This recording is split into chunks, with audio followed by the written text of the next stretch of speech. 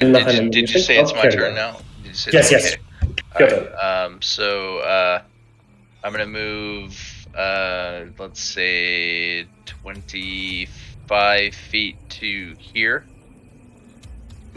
and as an action, I will use one of the spell gems in my inventory to cast the Bloodstone spell gem, and I will cast Magic Circle. So we'll do a 10-foot radius magic circle so that I'm kind of right on it. I think that would, I don't know what 10-foot radius looks like on a hex grid. I might need your help setting that up, Kazan, or maybe I can use Tiny Hut.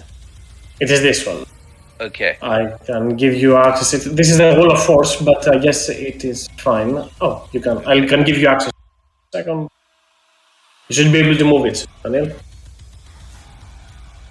Alright, so like right there maybe? Mm-hmm. I think so. That'll be the magic circle on the ground. I don't know. So everyone who is inside the circle, the creature will have disadvantage on attack rolls against you. You can't be charmed, frightened, or possessed by the creature.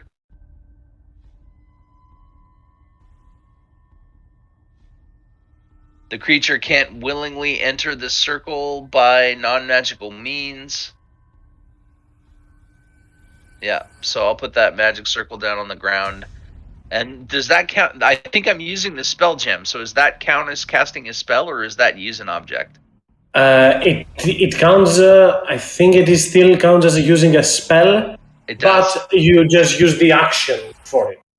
Okay. All right. In that case, then I won't be able to cast Healing Word this turn.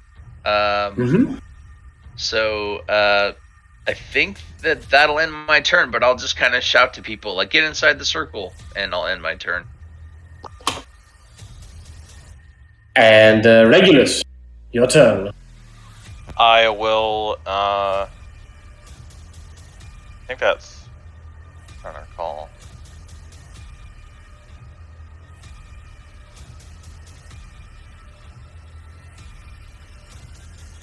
Yeah, convert. That's weird how it's worded on here. I guess I will, move, I will, first point to Jethris, and I will use, Healing Light on him, so he will gain, roll 1, 6, 4. You get 3 regular hit points and 4 temp. How many of those have you used so far? I have used 3. I have 1 more. I've only ever been using it for like a small boost. You used it on me in the alligator fight too, just so you know. Yeah. I've only used them on you going down, and I think one person who was really low. I think it was. I have 4 uses of it. Yeah, I'm just checking. So. Thank you. It's all good. I've been keeping a track on that one. So you get up with that many hit points. Well, 3 regular, 4 temp.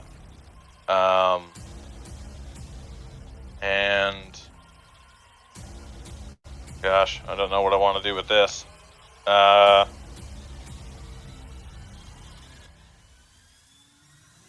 Does this thing look like it's just one solid creature, right? Yes, it is a huge undead. Okay, so I'm going to... I spent a lot of resources at once. I'm going to move through Judas into the magic circle and back to provoke an opportunity attack. The creature will not. I'll move it just to make sure that it's on the correct hex, but I guess if it is there, then it will attempt to make an attack. It will be a reaction, and it will be a disadvantage as from the mist a tendril forms, and it will attempt to strike you, Regulus, but to no avail. As the creature reaches towards you inside the magic circle, the magic of Nathaniel will protect you. And I will post my beyond sheet. Oh no, that might max my health. Okay, I was at like 60 minus. What did I take a second ago? We took 23 damage. 45 or 22. Yeah, so 22. Okay. 30 health. Alright. I can see that this is a problem in front of us. So I will... This is a big yikes. I will use a spell. I will cast... Okay, no, I'm just gonna use a... I'm gonna convert sorcery points. I'm gonna convert a spell slot into sorcery points. I don't think you can do this because it is a bonus action and you've used your bonus action to do on Jeffrey, the healing. That was what I was trying to. I was concerned about because it said on my D&D Beyond says it's a bonus action. Okay, it was weird how it was put there. All right, I won't do that. God, as a bonus. What do I got as a regular action? I will just shoot at it. I will shoot 2 divine blasts at it. Sorry, this turn is taking so long. That's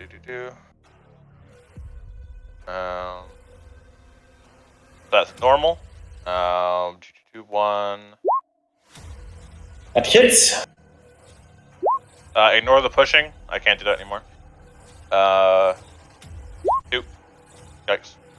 That does not, as Regulus hurls 2 shining blasts through the creature, striking at the incorporeal form of it. And I assume that's your turn, Regulus? I think I was here, so 25 feet. I'll just move 5 more feet this way. Jethros, a little bit of healing energy from Regulus will restore you back to your senses as you see this nightmarish creature faces peel and appear right in front of you. It is horrendous as the mist has taken form. Alright, 2 questions.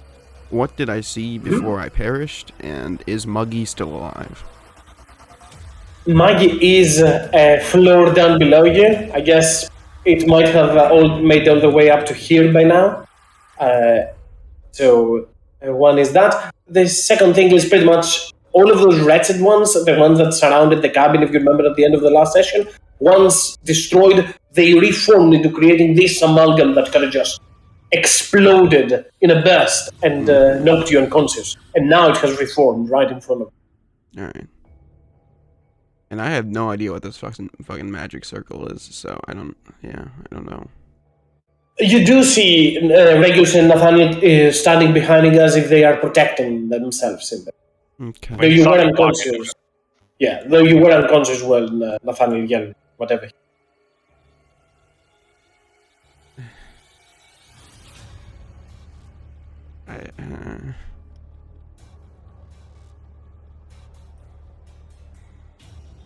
I just don't know if I would know it. I don't know. What are there windows on this the cabin's quarters? Multiple windows there are. You mainly though from the 2 other sides, from here. Not in the front, but from the sides there are multiple of those.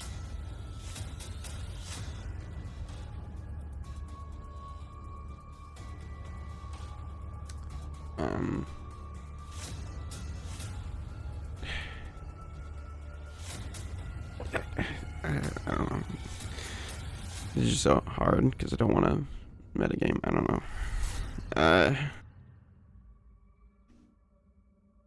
Alright, so I'm half speed right now.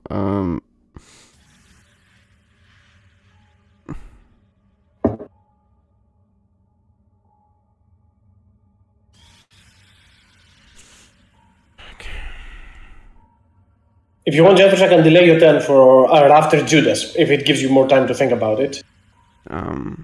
Sure.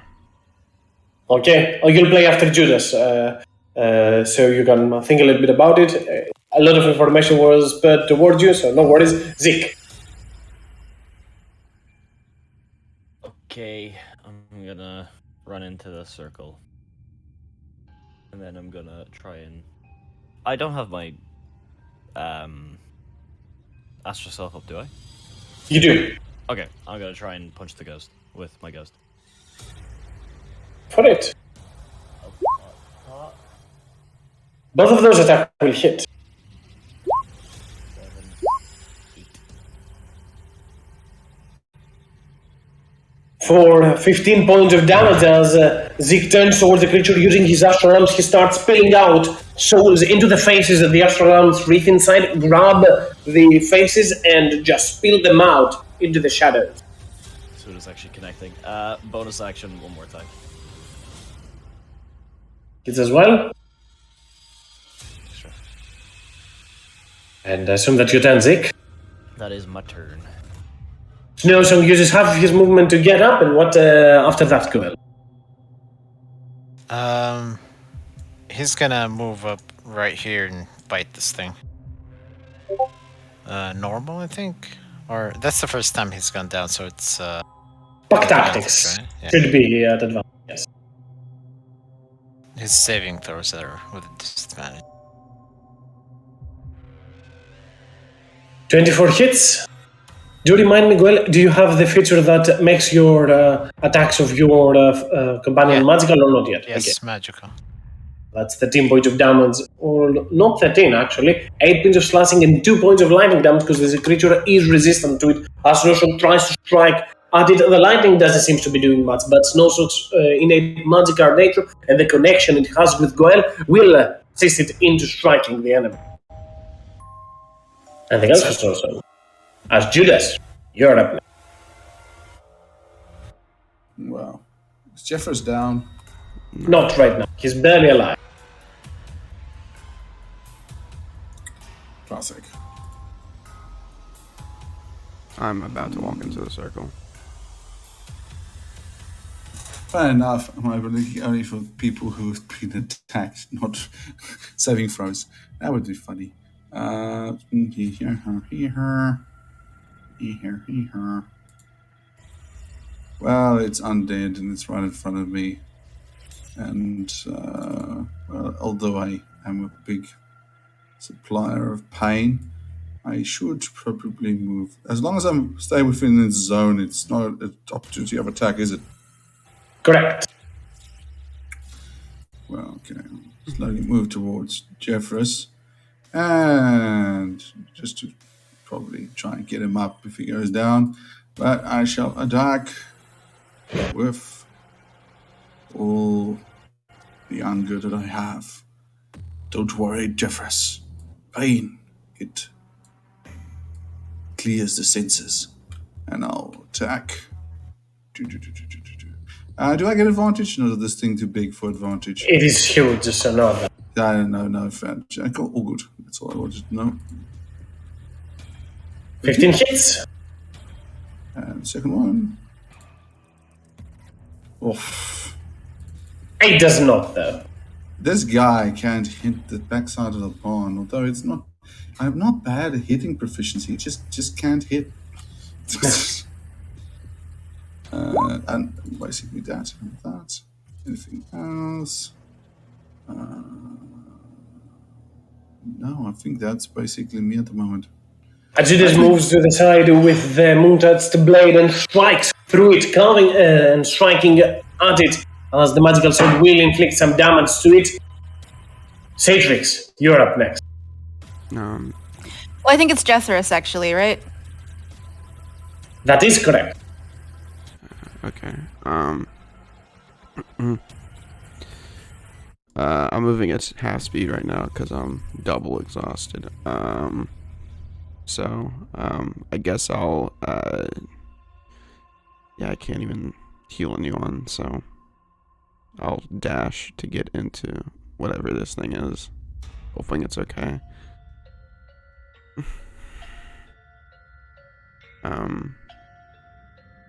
And Judas, you're not inspired anymore, right? I'm just making Not sure. that I'm aware of. I Okay. think we had the fight. I think only Satrix is currently inspired. The icon I had from the last time, that is. Alright, then I'll inspire Judas and command Muggy to attack.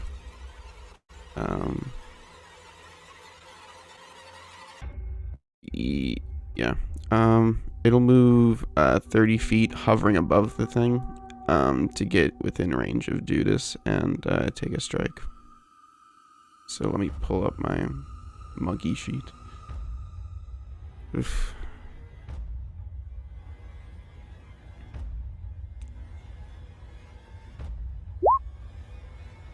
$23 hits. Awesome. Blam. And As the item just moves through the creature and starts steering as well. Let's check. Mm-hmm. Oh, that's it. That's all I can do in a turn.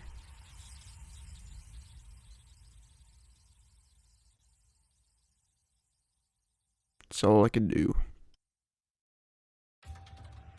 The captain rushes into the door and opens it.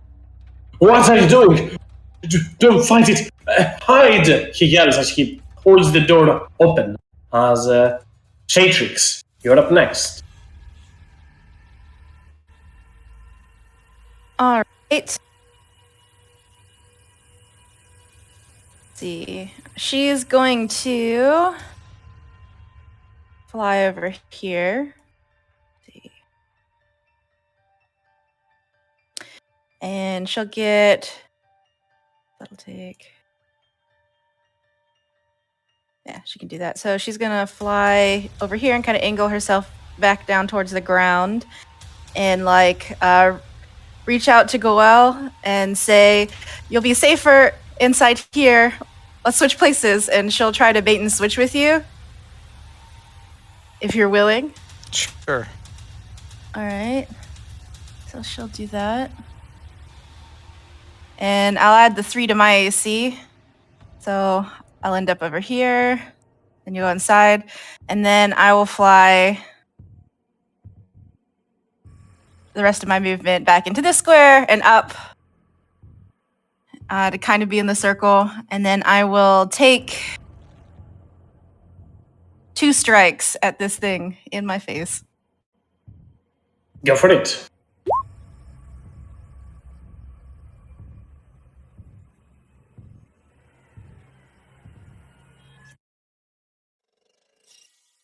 Both attacks will hit. All right.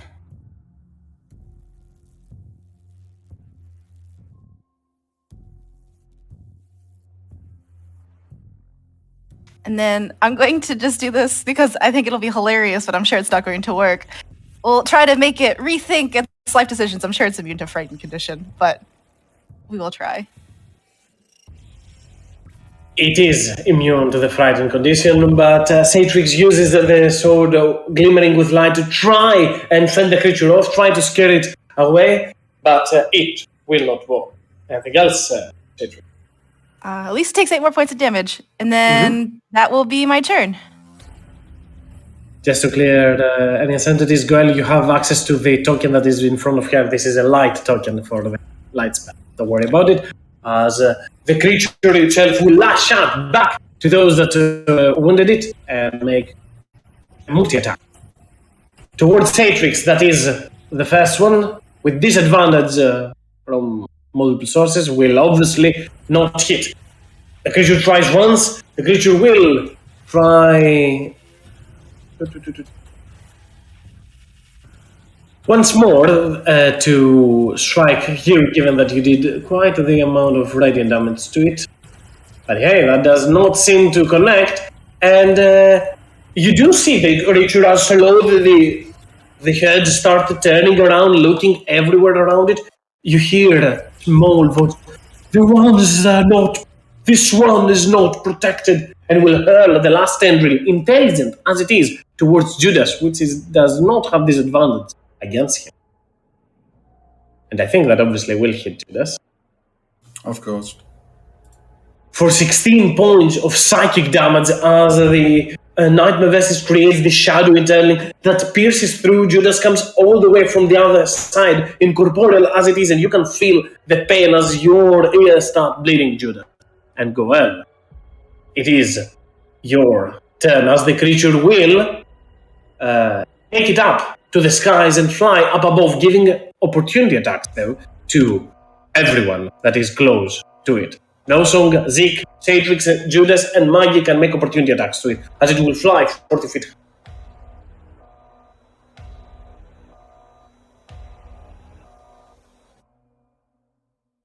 All of those attacks will hit, so roll me damage. And then since it missed me on its all attack turn, I didn't want to interrupt. Can I use my reaction to repost? You can, but if you use your that's right. That reaction, would cancel out. It's the same thing. Never mind. I'm sorry. It's okay. As the creature will fly up and above to avoid the attacks. Do roll me the damage, though, Satrix. The attack hits.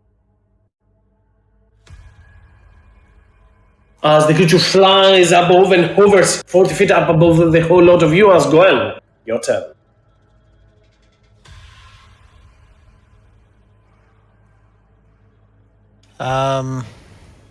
This thing is 40 feet in the air, so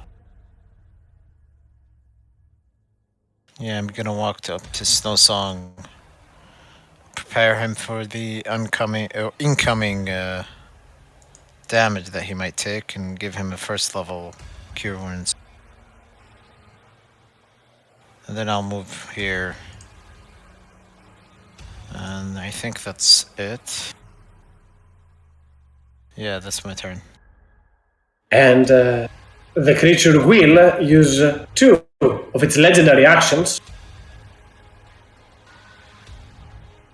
to use its frightful presence. Regulus, Nathaniel, Jethro, Zeke, Goel, and Snowsong, though, are protected from the magic of the circle. I think Satrix is as well inside it, correct? Yes.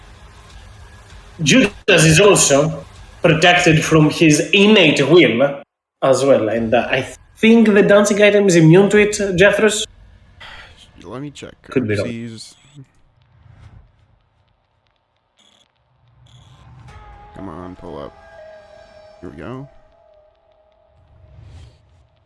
Immunities. Yes. So no one is actually affected by it right now. So Nathaniel, your turn, as the creature realizes that this magic is protecting you and your allies from it. I will use another spell gem. This time it is a quartz spell gem. And I will get, I think everyone's within 30 feet, I think. This one will be Prayer of Healing as an action. Level 2. So 12 points of healing to, let's see, me, Jethris, Goel, Regulus, Shatrix. That's 1, 2, 3, 4, 5. Oh gosh. All right. Well, who needs it the most? Let's do all the frontliners. So that would be me, Shatrix, Zeke, Goel, and Judas. And then between Jethris and Regulus, they're both healers. I'll just flip a coin. /R1D2. So Jethris. So everybody but Regulus heals 12 points. Regulus, I'm going to cast it again next turn. I'll get you next time. Well, if it makes you feel better next turn, whenever you cast it, I'll get... oh, no, my familiar said, never mind. I can't help with that. Can't help myself. Go good. Anything else, Nathaniel? Yeah, 12 points of healing to everybody. And then, not really a good bonus action. Nothing really to TK push, so that'll end my turn. As Nathaniel looks at his spell gems, using one at a time to try and protect his allies from the creature. You see the creature, annoyed as it is with the magic of the circle. It looks over towards it and starts absorbing its innate power, prepares to burst on its next turn. That is pretty much to use what it did last time, as you can hear all sorts of voices from the vestige. Fear! It's near! You let us hear! Regulus, Your turn. Okay. Well, this is a situation, one might say. Unfortunately, I can't really make that work quite well. I can't tell whether or not. I mean, Judas is looking bad. Zeke's looking. We're all kind of looking bad. I don't know. Is Zeke sort of looking like halfway? Halfway? I can't tell because of token. I'm looking like halfway. Like halfway. You know what I'm saying? I mean, Judas is a front line. This could be a problem for me later on. Actually, I don't even think I have enough to do my other strategy. So this might just have to be the strategy. Oh yes, that's yeah. Judas is probably our face tank right now. So Regulus is going to point his hand towards Judas, and the other hand will grab onto my chest, and I will cast Life Transference at 3rd level. So he gets 42 hit points. Nice.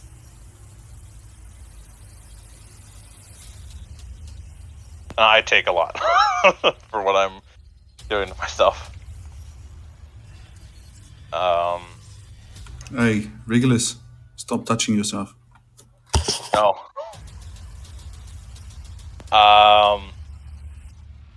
Bonus actions. I hurt myself more. This is the question. Short answer, no I can't. It's probably a bad idea. That's gonna be it. Regulus uses his magic, and you see the lightning into his hands becomes this dark, takes this dark black shade of hue as he creates a jolt of life into his hand, a spark of light, literally, and bursts it, hurling it towards Judas. As Jethros, you're up next. Alright, so everyone's casting out of this just fine, right? They're able to cast spells out of this circle? Yep. So far as it Yep. seems, yes. Alright, then Jethros is gonna pat Nathaniel on the back. Thank you, man. And, walk past Zeke, push him past his stand. And, he's going to cast a Thunder Wave, centering over top of him. And, hang on, let me actually measure it out so you can see. I think you don't have enough reach, because you can jump like reach up to 10 feet, and then it will be up to 25 feet, because it originates from you, but the creature is 40 feet up high. Oh, you're so right. Yes. I won't do that then.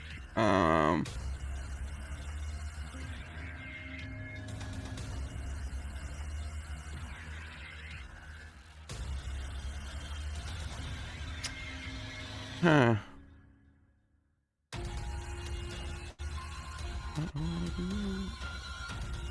Alright, then no, I redact my movement. I lied.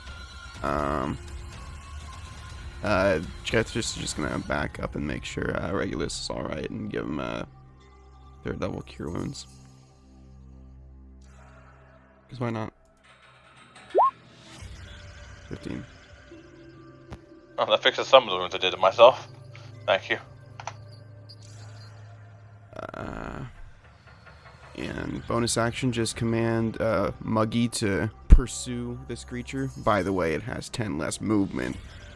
It probably has like 800 movement, but, you know. And Muggy is going to slap this thing in the ass. Yeep.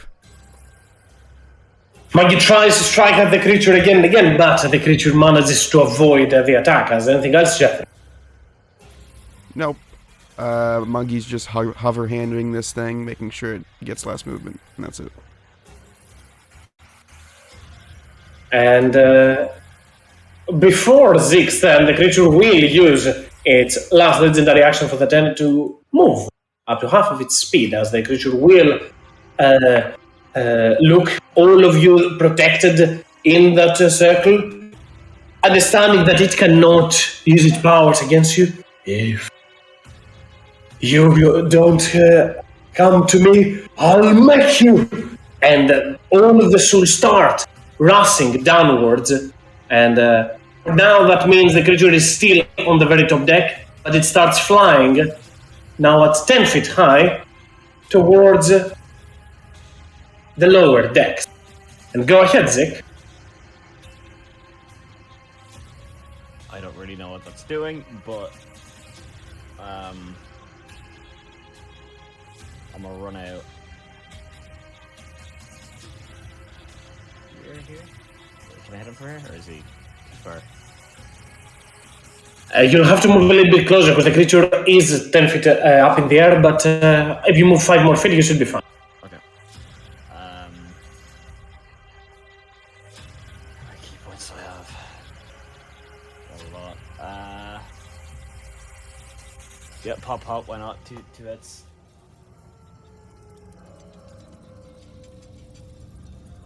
Both of those will hit. Nice damage. And yeah, I'll just bonus action attack. I don't think I have the key points for this. Ooh, no, I won't. 12 will not hit as Zik tries to strike one more time to strike at the creature. That is correct. Do make me an opportunity attack with Maggie, as Snowsong is up next. Nope. Still in the air.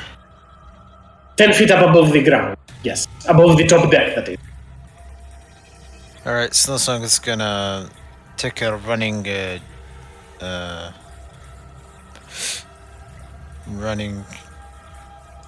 jump, I guess. 20 feet run. And then just teleport 10 feet up in the air and right next to it. Let's see, he can do it up here. He has 30 feet of teleport. He's gonna do the lightning teleport damage of a d6 and then fall attack and then fall 10 feet.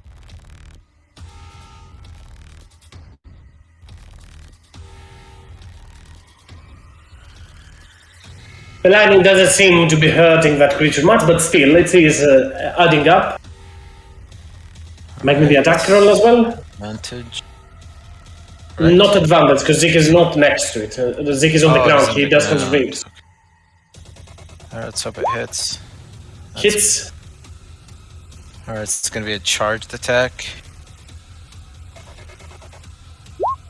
So it's 11 plus...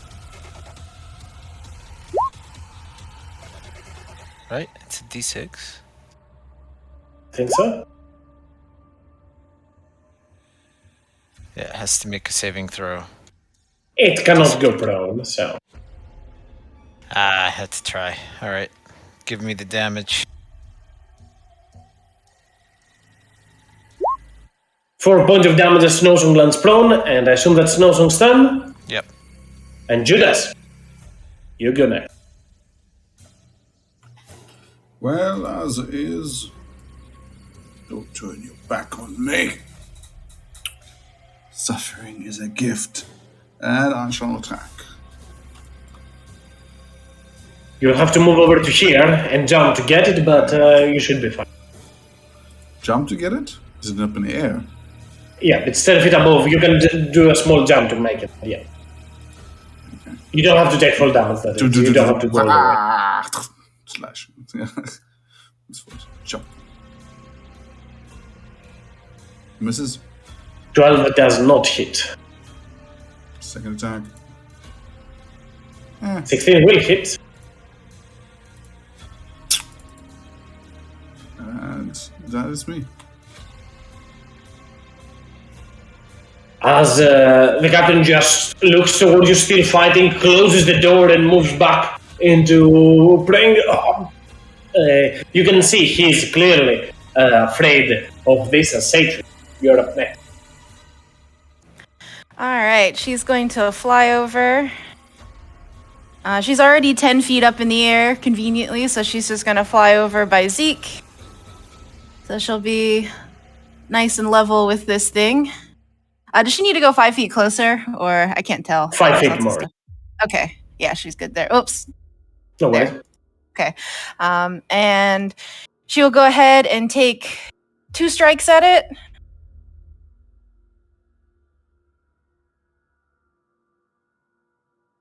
Hits. Hits as well.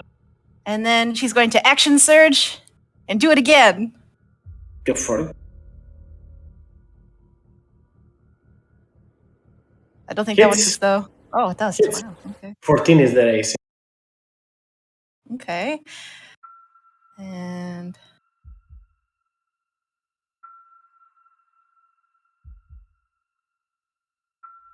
so many 4s. Is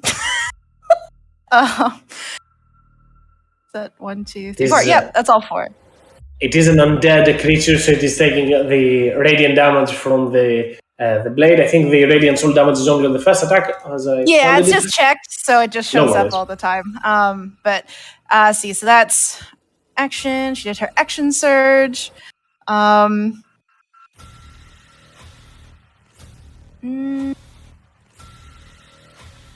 than that, I think it already second winded.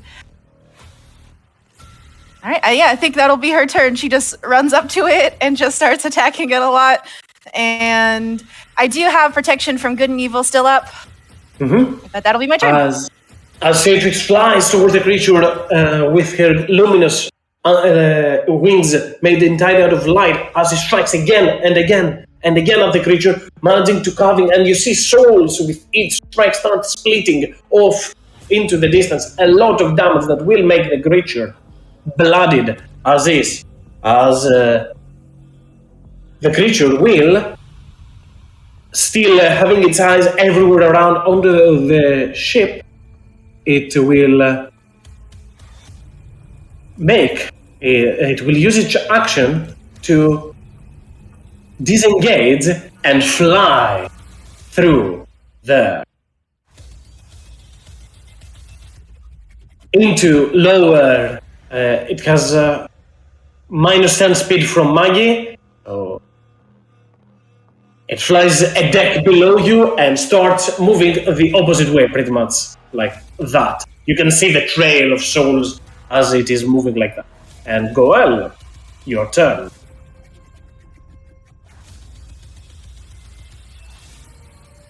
All right. This thing flew away, right? Flew downwards. No, down the ship. Yep. And Goel is gonna go here and jump down the stairs, jump this thingy. I'll get you to the other side of the map. This is where the stairs end. You've done already 25 feet of movement. Get here. I have 5 more. Which is enough for me to kind of see him. That is correct. You can see the souls flying inside there as they are moving. I'm gonna bonus action adrenaline rush up to it. Which gives me temp HP, and I'll attack it with as my action. You do have a little bit more movement if you want to move through it, because it is a huge creature. You can move through it as if it was hard terrain to just start catching up with it. Sure. So it should be up to here, but yeah, do me the attack. I'll do it recklessly. Oh, wow. Okay. Alright. Both of let's those see. hit. Both magical. So I think that's my turn. Is it elemental or is it a... And undead. Okay, then yeah. As Goel rushes towards the creature and starts striking it again and again. Nathaniel, your turn. All right. Got options here. First of all, I can heal everybody on the deck.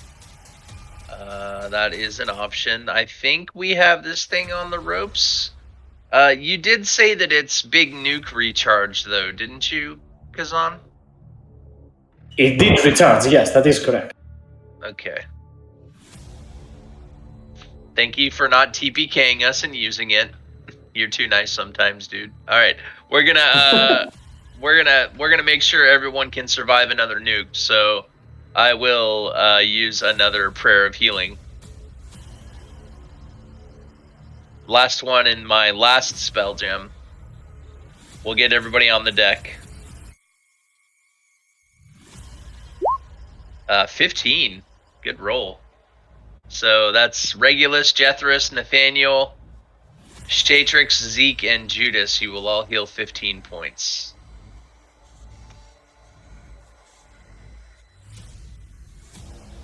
And then, let's see, that's 5 feet of movement.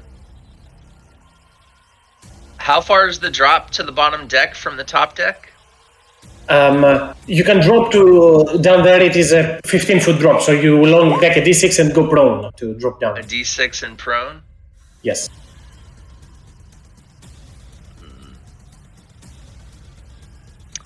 You know, instead of doing that, do you think I can move here to the banister and use interact object to tie a rope and drop a rope off the side? To tie the rope, I would take that to be a use an item action to tie it properly.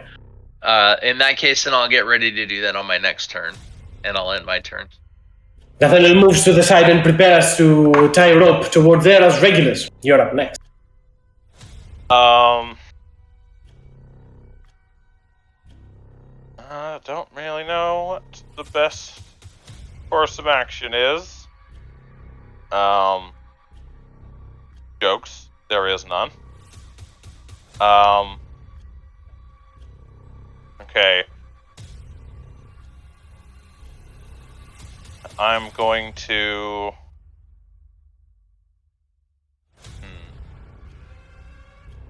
So, this might be a bit of a stretch. I want to know how far you're going to take it.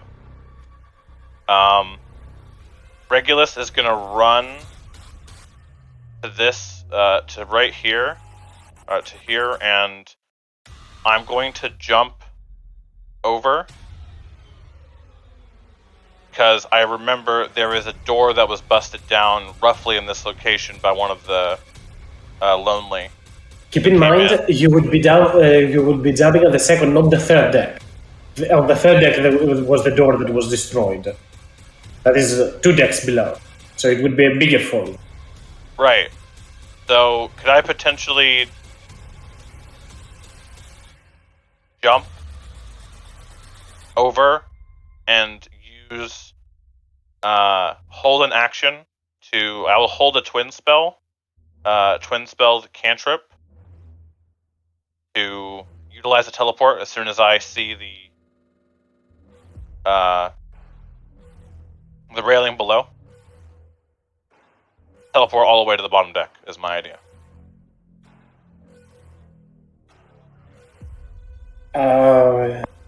Give me a second, I'm trying to figure it out in a sequence of actions. You jump, hold your action, then teleport in there. You need, though, to use... what spell are you going to be doing to do so? And you need, obviously, a subtle spell, I'll assume, or transmuted. Yeah, it's either... I was thinking, I don't know how, as I said, this is the part that you're going to have to actually think about, I guess.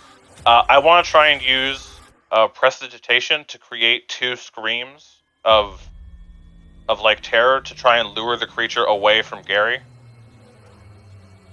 If that's where he's going.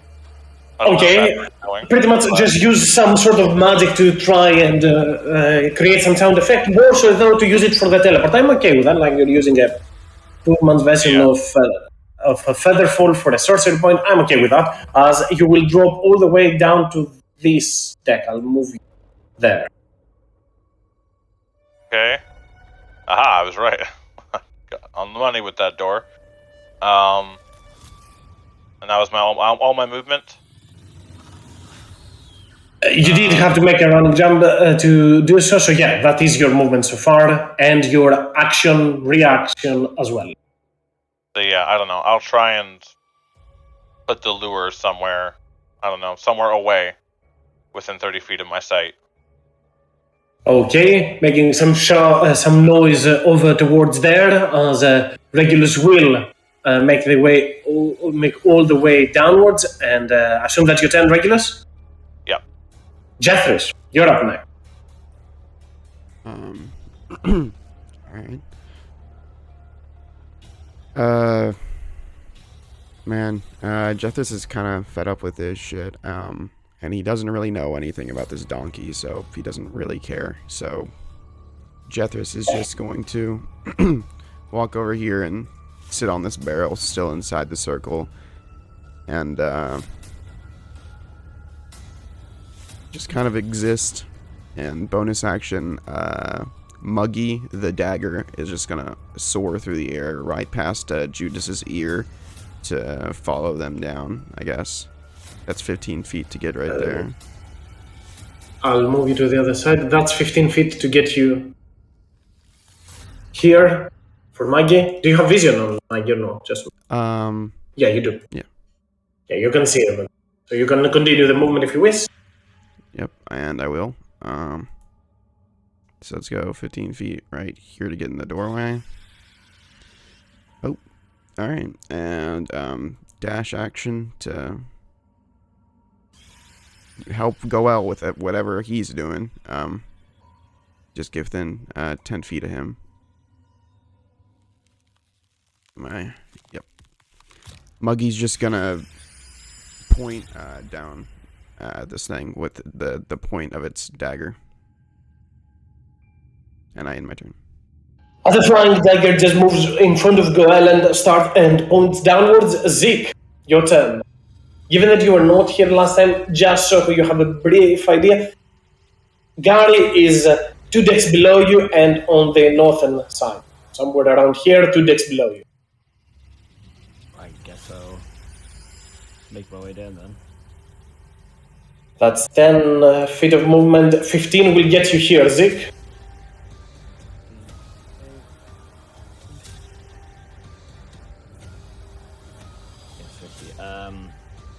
Oh, he's on the far side. Okay, I'll go extra 35 to here. And action dash 30, 45. Is that a door there? Or no? There's a door here, but you're more so looking for the stairs over there to go down to where Maggie is. Where Gary, not Maggie. Alright. I'll make my way onto the stairs and do I really want to... I don't know what to do if I get to Gary. I guess that's me. As Snowsong is next.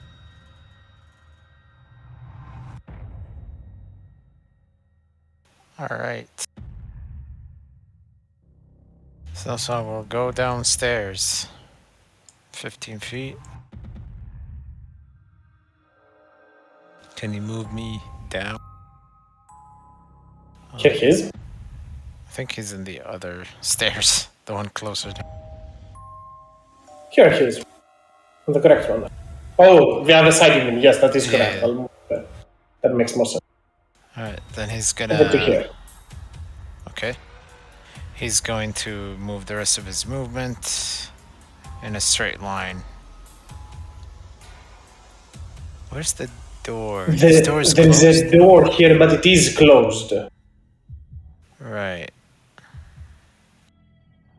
Well, I think he's gonna keep going until he sees and... Yeah, he's gonna keep going and teleport. About 30 feet. He's gonna use his action to dash. Look for an entrance. There are stairs in there, so that's 25 feet to get Snow Song here from the dash action. That's 25 feet. Should have another 15 feet, I believe. Alright, it's gonna go right here, following Zeke, and that's it. That's his turn.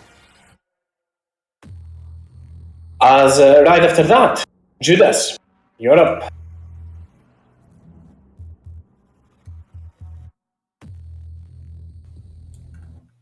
I'm on top of the world, and we're looking for. Probably go down, chasing that thing after all. That's 10 feet of movement to get you here, Judas. There. That's interesting. That's a door in front of me, isn't it? That is correct. I'll go through the door. As this door is not locked, so you can use your free object interaction to open it. It's 10 inches. Another 10. And now 15. Ah! I got to you, ugly thing. I'm fast. Great sword slash. I need to give myself a whip. Start stealth translating. Wait. Great sword whack. Judas the non-hitter. This is the suffering. This is what this freaking goddess likes. Me suffering as a player, not as a character. 9 they will not hit. 18 they will. I could use the inspiration, but I'd rather use it for later. And 9 is not even worth the inspiration. That's so bad. And that's me. As Judas rushes towards there, the creature now that sees you, that sees all of you have come closer towards it, will use 2 of its legendary actions to do its frightful presence. Now, it are only creatures that it can spot. So Judas, Maggie, and Goel, both Judas and Maggie are immune. Goel, though, you are at advantage. For Judas, Aura will be giving you advantage and +2, I believe.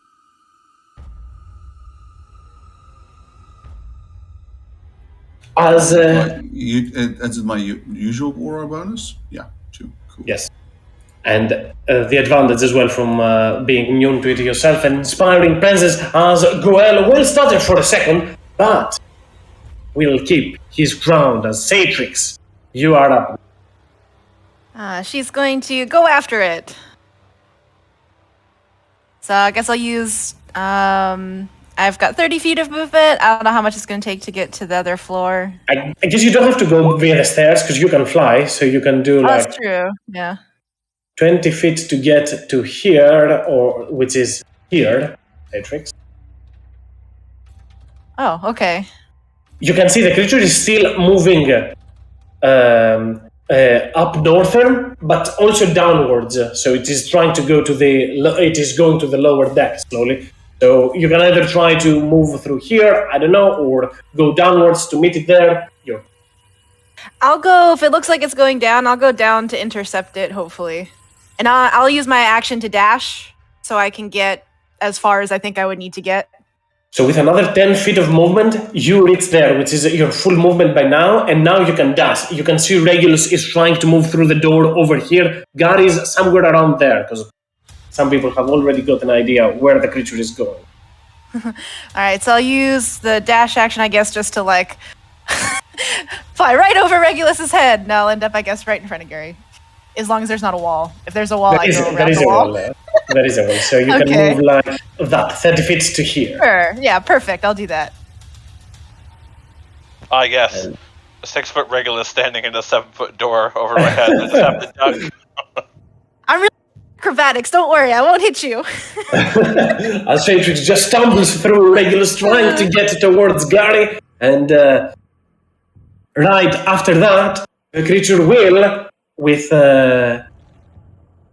each action, disengage, and you move through the wall over here and down over to this area.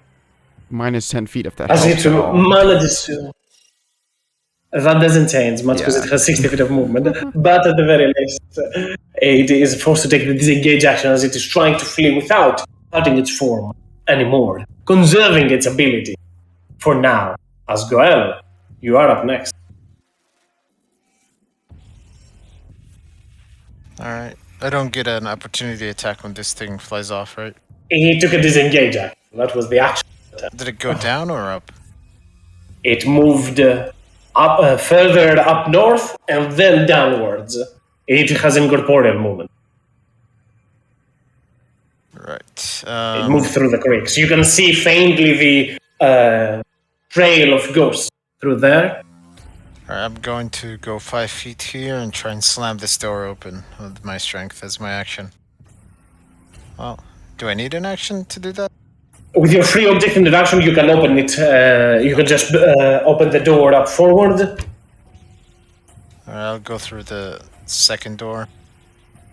For this one, you will have to use your action to make either an attack. I'm okay with just an attack to open it. This is not a locked door, only the rooms were locked earlier on. Alright, I'll use my hammer to burst the door open. While striking again and again against the doors over to here. There are stairs. Here, how much more movement you've got, Goel? So I can keep track of you. Plus 10, so 45 movement in total. So you've done 35, so you will have 10 more feet after you are here. And I see the enemy in front of me. You see the trail of souls. I'm saying this because I want adrenaline rush. I do have 10 feet. I can go 10 feet and adrenaline rush to it. Mm-hmm. Right. With Adrenaline Rush, you should be able to use your second attack to open the other door. Open that is over here. Alright. Goel makes his way up there. That is my turn. Nathaniel, your turn. I'm gonna go ahead and tie the rope off. And you have a 50-foot rope. You can easily jump all the way to which deck you require. Yeah, so how far is it down to the deck that Gary's on? 30 feet. 30 feet? Alright, then I think I can get, 15 feet? Because it's half movement to climb down a rope, or? That is correct. Alright, then I guess I'll, You can, however, I'll give you the option. You can risk me and either athletics or acrobatics. I'm okay with either, given that it is a rope, to pretty much slide downwards and use the rope. Failing it, though, will get you overboard.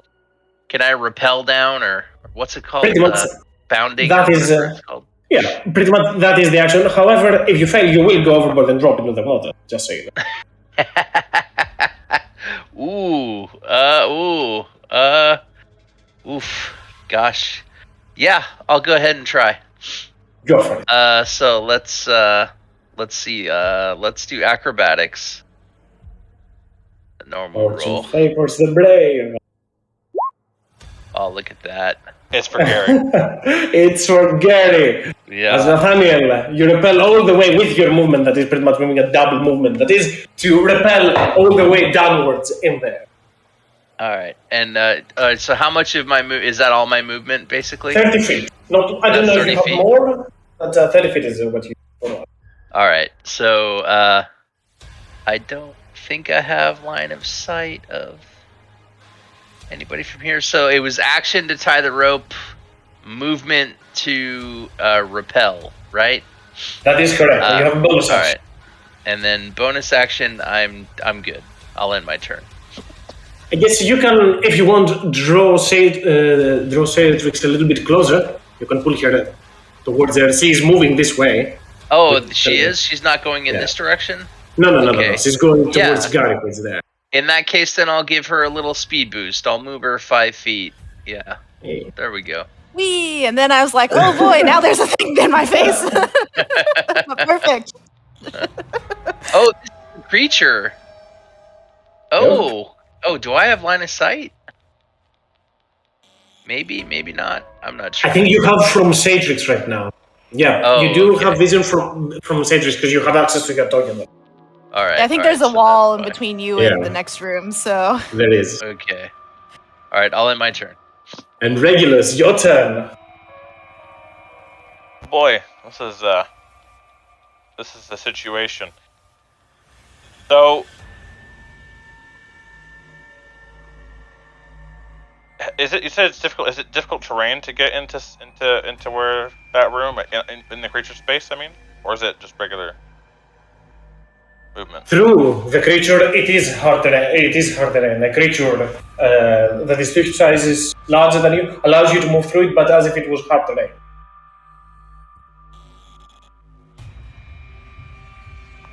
This is the situation. Okay.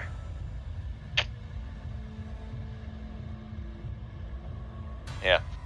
I am conflicted to try and use what I gotta use, but save something for a real bad emergency. So I'm gonna move here, gently get pushed past and get down the hallway a little bit.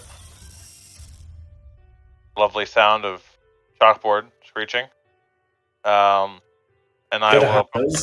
probably the horns on like the catching on a wall or something. And I will I don't know what I can do. Can I try that? I guess. I don't know. If I was like just forward a bit, I don't know how to do that with the hex like this, but essentially there. Sure. Yeah, I'm okay Yeah. with that. I don't know. It's not gonna help much. I pull a creature that's incorporeal into a spot where it's gonna take damage. I guess I can't pull an incorporeal creature. Although I don't know how it interacts. I mean, lightning lure would pull it, but the force damage it takes if it ends its turn. Oh, yeah, so it doesn't really matter. I will just take my back here and cast. I don't know. Honestly, I'll cast Divine Blast. Go for it. Might as well try. So that's 1. Does not hit. 2. I didn't use it. Did I use it last time? Did I use the power by the gods, or was that in the You did previous fight? use it, yeah. I did You use did. it. Okay. I just forgot to mark it. So 18 hits yeah, then. 18 hits. Do 1 damage. Okay, that's a little bit Hey. more. It has a 1 in it. Okay. That's the trick.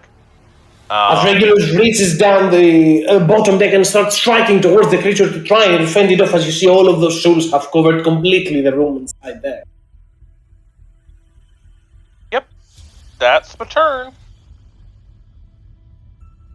Jethros, your turn. Jethros waits for the party to return while Muggy moves right here and takes a hold action to follow Judas. That's my turn. As Zeke, you're up next. Alright. Token. Stuck. I think.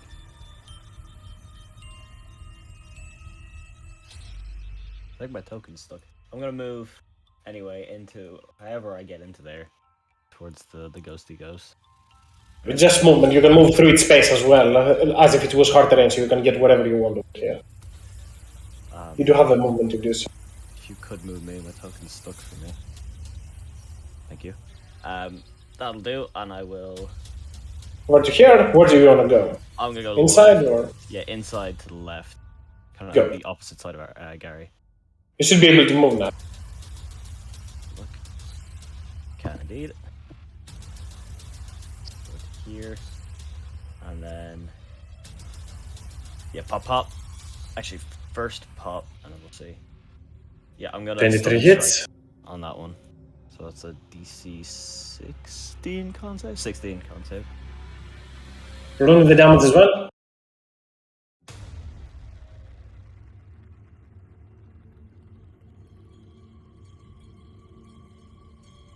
Yikes. Okay.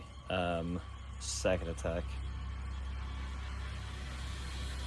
That does not hit. Bonus action one more. That does hit. 7. As Zeke turns towards the creature and strikes with his astral arms again and again. It. That will be my turn. The creature will then use its 2 legendary actions for the frightful presence. Goel, you're immune to that because you did. You're not. Sorry, my bad. I forgot about the ability. As Goel, Zeke, Satrix, and Regulus, and Gary all need to make me some wisdom saving throws. Imagine Gary doesn't get frightened. I don't know how it's gonna happen, but.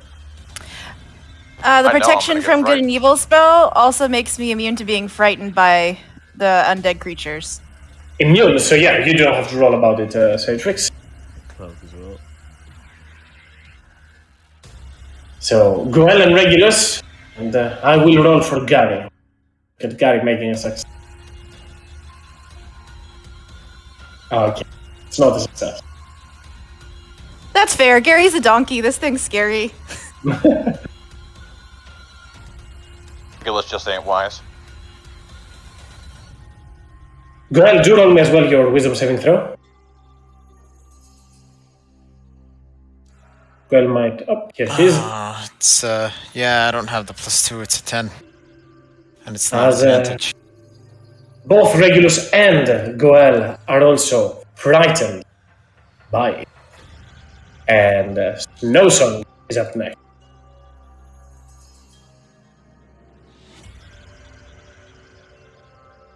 Okay. Well, Snowsong is gonna teleport right next to it, and move as close as he can, and then teleport next to it, doing a charged attack.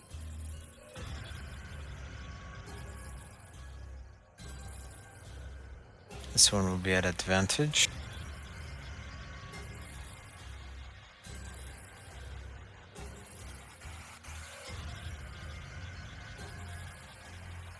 Sad day.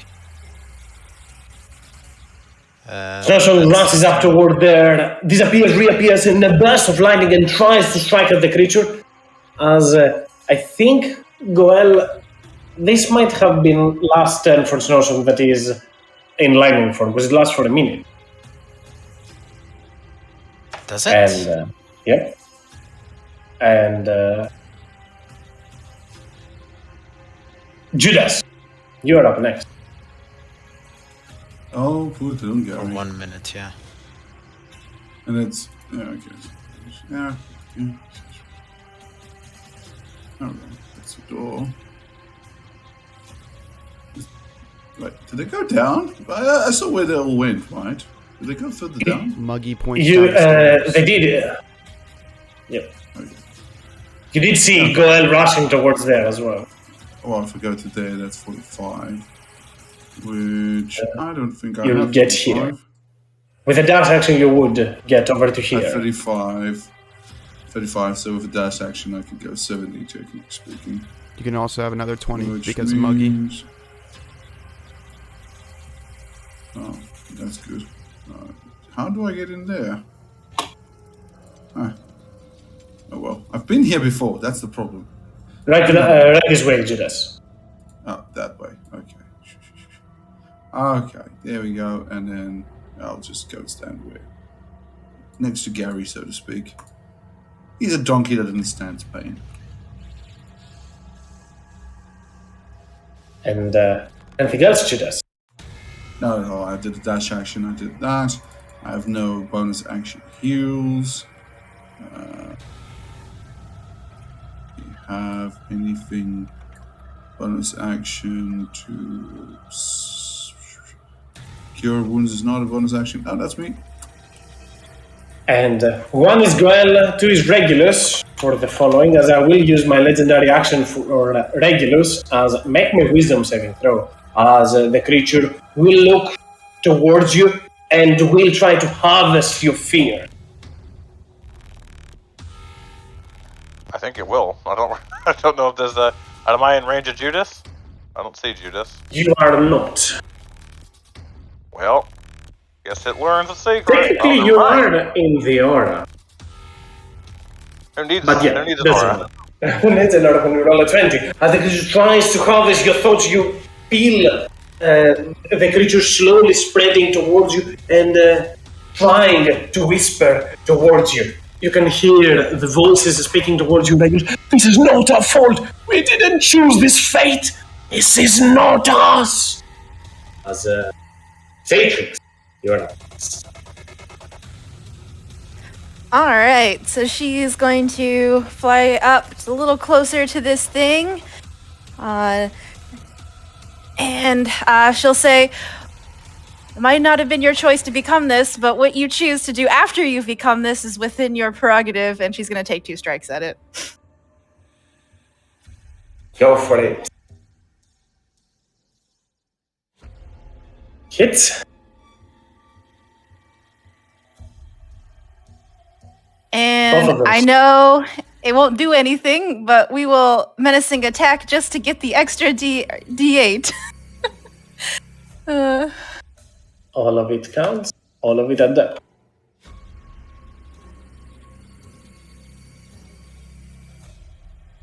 For a good amount of damage, as a Celtic strikes again and again on to the creature with a blade, searing with divine radiance. Anything else, Cedric? Do I have to? I guess the hex grid is weird. Do I have to hold shift to go a little farther forward, or? Alt. Okay. Or there is fine as long as I'm still within attacking distance. It really doesn't matter. But that'll be it. As I can move you forward here if that just for the messing of the hell of it. As the creature will then start spreading its tendrils, and one of those attacks will definitely be going towards Gary. The first attack is towards a prideful donkey. Let's see. I guess that hits.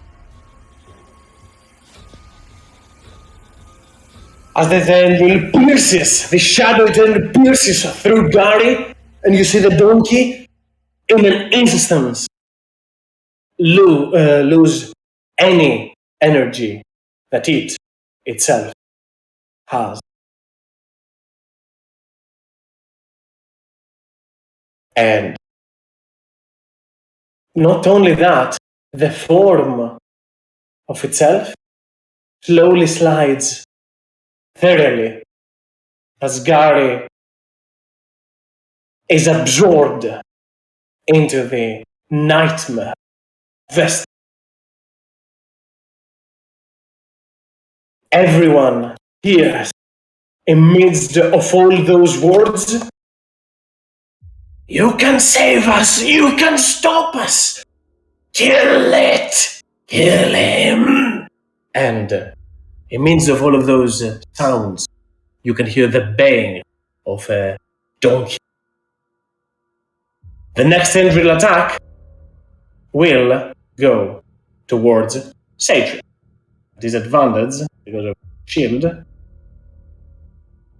That will not hit. And third, but no last, will go towards 2 and any money more. Zeke is 1, Goel is 2, Judas is 3. Judas, for sure, it will always going to be. Pain is good. I assume 24 hits. Oh, come on. Really, do you have to ask me that question? For 17 points of psychic damage as the tendril strikes towards you.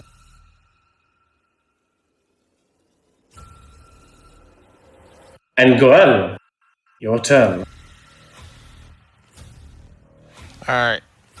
I'm going to recklessly attack this thing 3 times. At normal, because you are frightened. You don't need reckless. You do have the amulet, but you're making attacks at normal.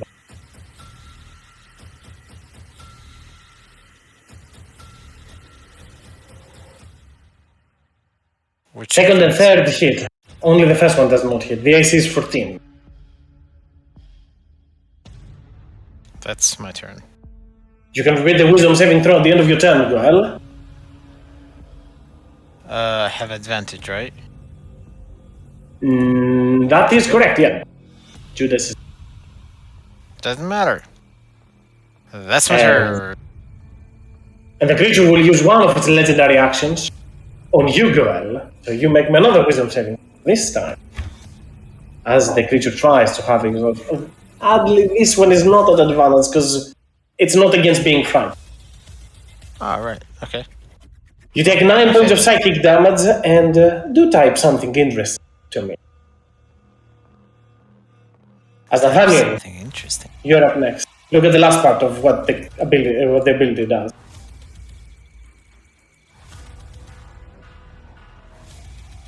Your turn, Nathaniel. Let's see. I'll move in 15 feet will get me there, and let's park a moonbeam on top of this guy at 3rd level.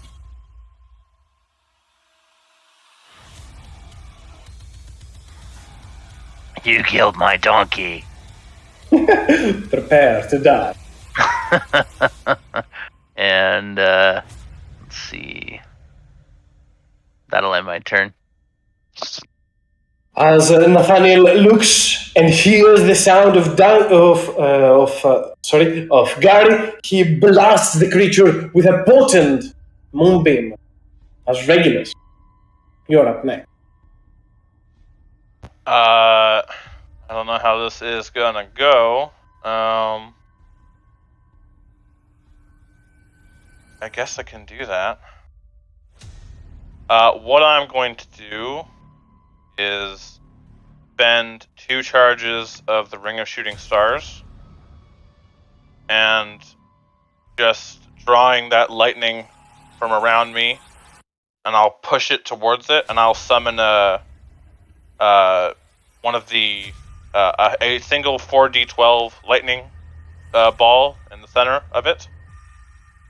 I think I've given you access to a ball lightning token. Okay, I just need to check. I don't think it really makes...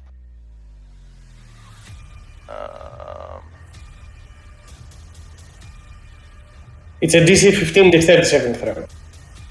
Yes.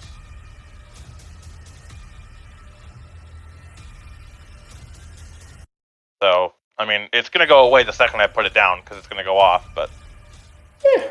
Just for the effect. Why not? I don't even know where it is. Is it in spells? No. I can do it for you.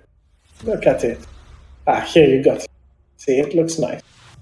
Fist on it. Alright, show me that. Yeah. Of course it does. Of course it does. As Regulus summons and channels a ball of lightning and energy of swirling stars as it blasts towards the creature. I think it's 4d12. Yeah. 11 damage still. Not bad. As Regulus tries to sear the creature down. Anything else, Regulus? That is it as an action to create that. Okay. Do I have a bonus action? Not gonna. Huh? Nothing in my mind. I was thinking something out loud. My bad. Well, I don't have any bonus actions, so that's gonna be it. Actually, I'm gonna move away from the creature. 30 feet this direction.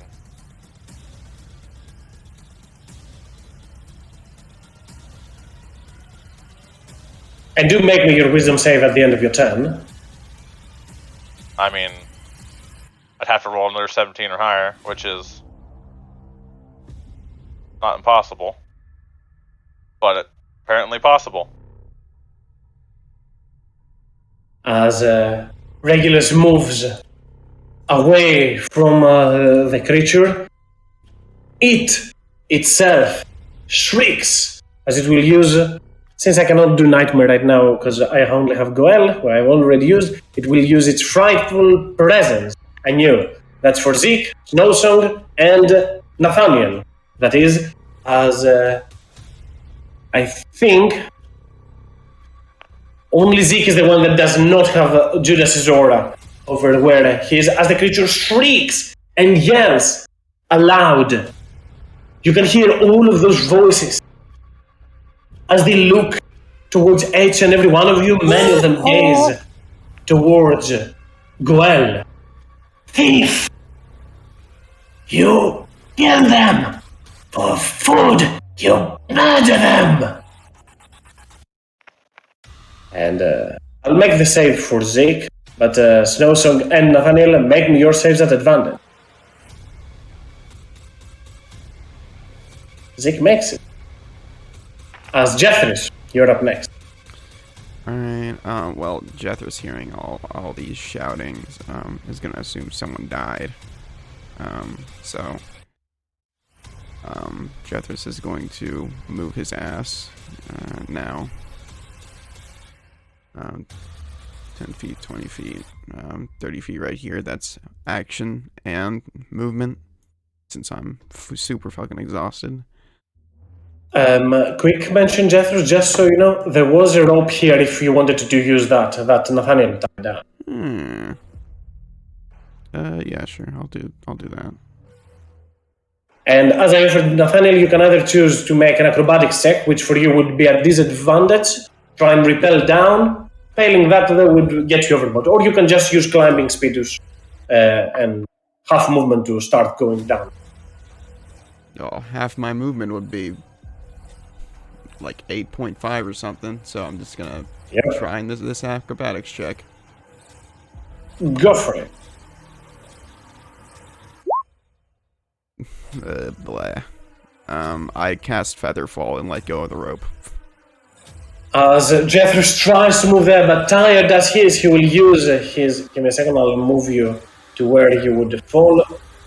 Probably around here where Nathaniel dropped, so over to there. The rope just... At the very least... Yep, go ahead. You haven't used movement because you drop, you slip. The instant you grab the rope, you slip. So far you haven't used movement. So Okay. yes, that's a good. So yeah, the rope just animates for a second and just swirls around Jethris as he falls, slowing his speed.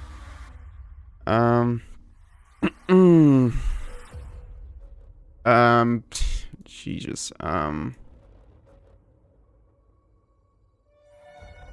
Alright, so I have 15 feet of movement then. And an action. Okay. Yeah, I'm gonna move 15 feet forward and I guess shoving into Nathaniel here, I can see the creature. But it has a bunch of cover. But either way, fuck me. Oh, there's a moonbeam on it. So yeah, I will cast Mind Sliver on it. Sliver its mind. Needs to make an intelligence 17 saving throw. Yeah, whatever. Go ahead.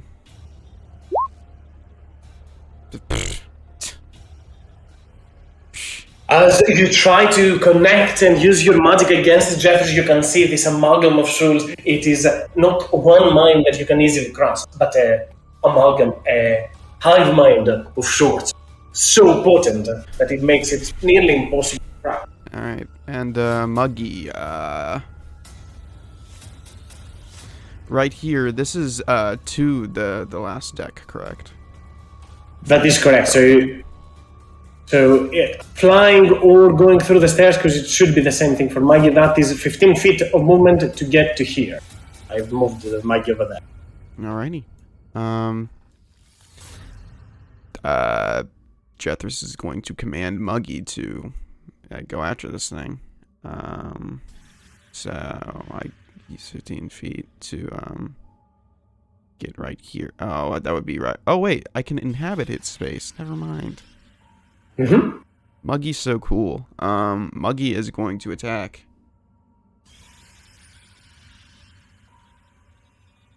Why did this happen? Here we go. Hits. Blam for 13. A burst from the dancing item as it slides and slices through the nightmare vestige. Anything else? That's everything I can do. Absolutely. Zeke, your turn. I'm gonna hit the ghost. Go for it. Ghost punch, ghost punch, ghost punch, pop, pop. Ghost punch. 12 does not hit, 17 does though. Pop. Do you want to use that? Not really. Bonus action it again. That's all I can do.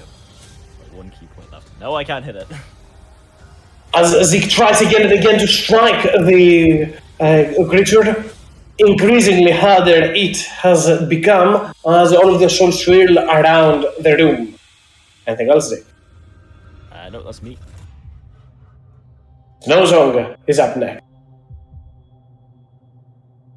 He's gonna attack at normal.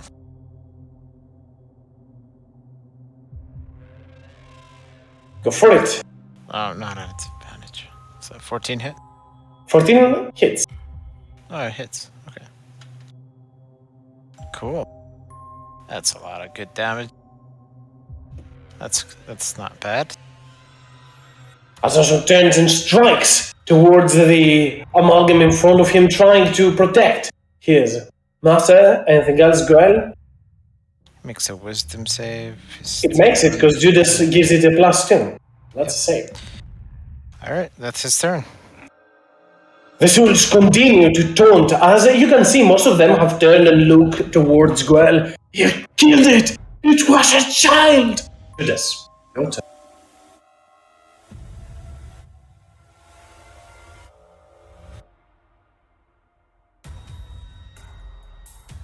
You might be muted, Judas.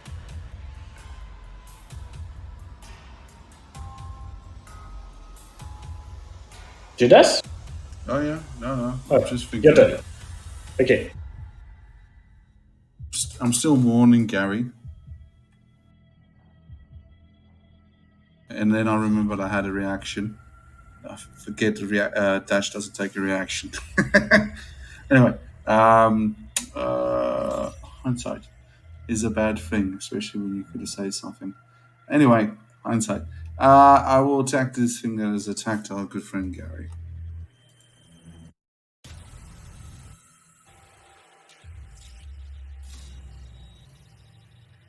I like that donkey.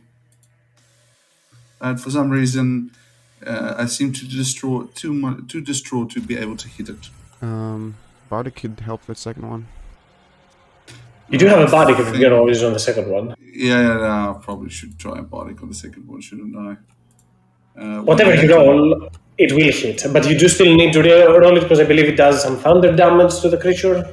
If I remember correctly. 14 is the race, yes. Is it 1d8? Yes, sorry. I'll make a con save. Oh. Yeah, I'll fail that. Still, I'll get no damage because I'm resistant to thunder. Oh. I just figured it out. But still, 12 points of damage from the Mountain Sword that Judas has. Anything else, Judas? I'll move over to here. I'm going to go find a certain captain soon. Mm-hmm. And Satrix. All right, I'll keep doing what I do best. Smack, smack.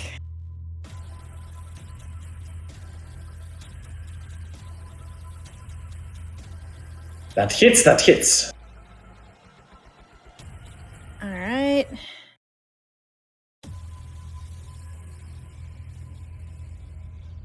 And that's all I got. Satrix continues to strike again and again at the creature as it will first need to make a con save against the moonbeam. What was the damage, Nathaniel? You make the save. I didn't roll it. Let's do 3d10. Here we go. 18.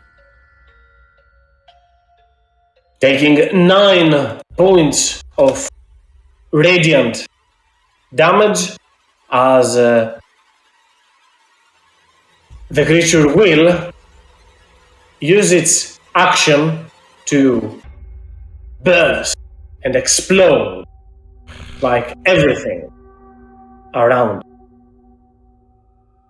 Mm-hmm. And anyone within 30 feet needs to make me a Constitution saving throw for 39 points of necrotic damage. Mm. Mm. Do I even need to roll for Snow Song?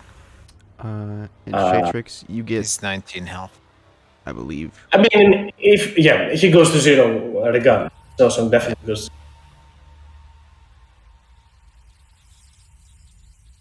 that Shatrix, you was- get 13 temporary hit points for using the Bardic on that. Oh my god. 1 point. I go to 0. That brings me up to a 34. 20. I make it then. Oh, sorry, I didn't mean to interrupt. Have 38 health with the temp HP, and this did 39. That's so annoying. As the Nightmare Versus explodes in a burst of necrotic energy, it does not recharge the ability to do so. We can never rest. As do roll me for Maggie as well. I think he doesn't have the immunity to necrotic True. damage. Thank you for reminding me. No worries. Nope. So that's 55 minus 39. Oh my gosh. I'll do this. And again. no worries. As the creature reforms after the burst of necrotic energy, you can see it is significantly smaller. Goel, at the start of your turn, you make me your death saving throw.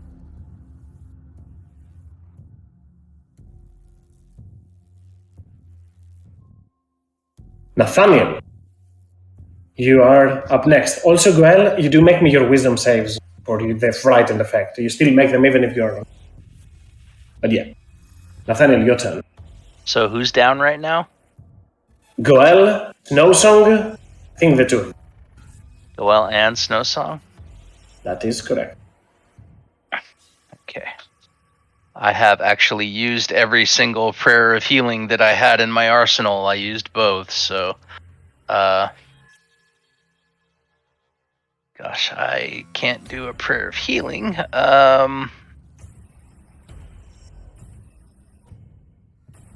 Let's go ahead and bonus action healing word. Let's get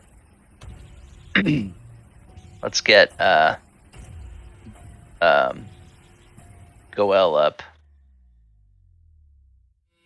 We'll do a level 1 healing word. We'll do level 1 here healing word. Words of power spoken by Nathaniel will reinvigorate Goel. 6 points of healing to Goel.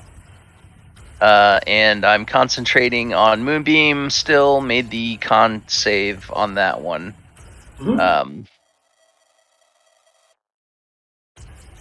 So action, let's go ahead and let's get Twilight Sanctuary up. Just keep everybody so that we can end our fear condition. So we'll do action Twilight Sanctuary. and I will end my turn inside the Twilight Sanctuary. If you guys can roll for yourselves, because I might be away from my keyboard, it's going to be a d6 plus 5 when you end your turn, or you can choose to end a fear effect or charm effect if you want to do that instead. But that'll end my turn. Nathaniel uses the protective magic of the moonlight to shroud everyone. Regulus, your turn. I'm gonna move forward to the edge of the Twilight Sanctuary. It's big enough that I don't need to worry about cover.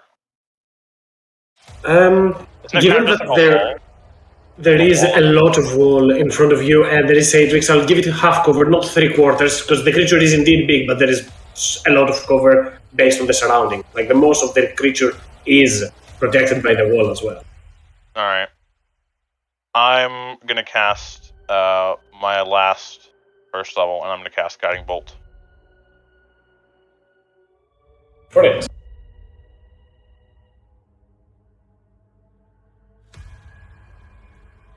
Regulus' hands sear with radiance as you will hurl a bolt of it towards the creature, blasting it for 12 points of radiant damage and distracting it briefly, but enough for somebody else to take charge and bring the creature down.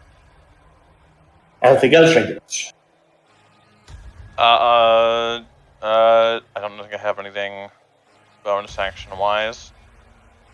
So, I think it's what? I roll a d6 plus 4 or 5? 4? I don't remember what it is. D6 plus 5. Okay. And that's all just temp HP? Yes. Yep. Okay. My turn? Jeffress, your turn. Alright.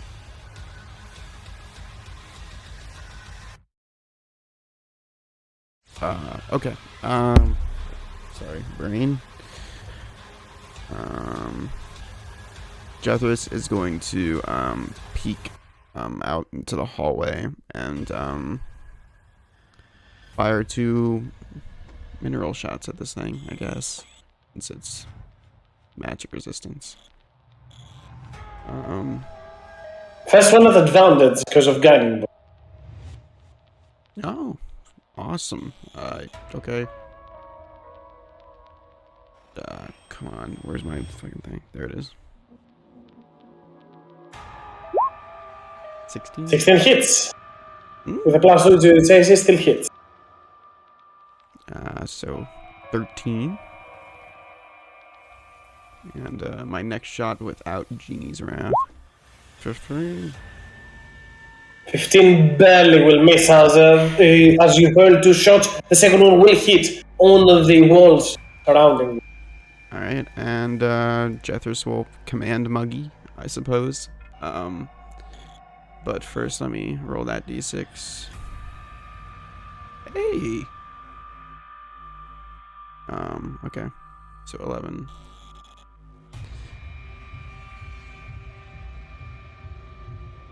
Alright, and Muggy's gonna take a strike. Blammo. Oof. Not very good.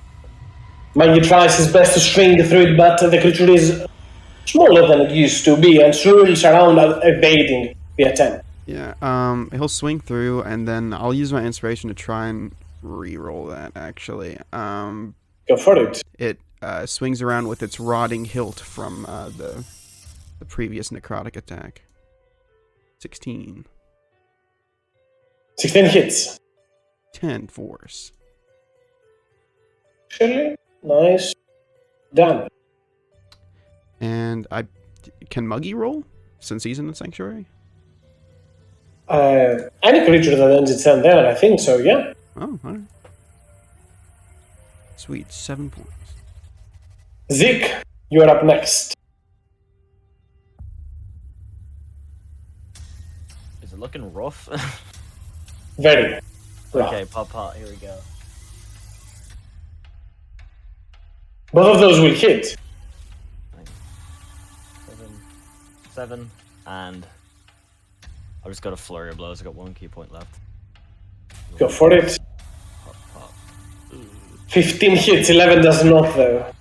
15. As he turns towards the creature and tries with 4 strikes to try and weave the creature down. Strike after strike. Anything else, Zeke? That's me. Snowsong at the start of its turn makes a death saving throw. Roll me d20, go out. Still gets a +2 though from Judas. How's Judas, you're up next. Snowsong! Well, we really lost one mascot. I can't lose another mascot.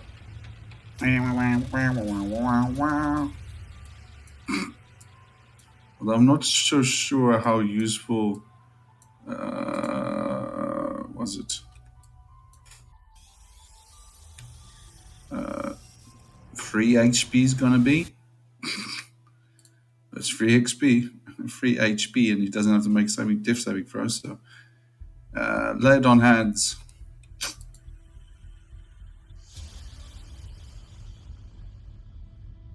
Or would cure wounds be better? Ironically, cure wounds would be better. So I will actually do a cure wounds on Snowsong, if that's okay. That works. Go for it. He moves around, ghosts howling, a donkey baying in the night as the fight continues. But in his mind, he thinks there's only one answer. He might soon go for it. But for now, another animal friend has fallen. So he shall go down. As he goes down on one knee, grabs Snowsong by the scruff of the neck, so to speak, and his blood covering what seems to almost be its fur. He will cure wounds. Let's see. Don't I have it as a... Yeah, I have to... Oh no, there it is.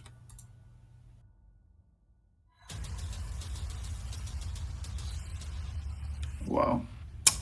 It is 2 more HP than what he would have gotten anyone else. Snowsong is up on his feet as Judas spends his time turning towards the animal companion, the primal beast, and healing it for a significant amount of points. And Satrix, your turn.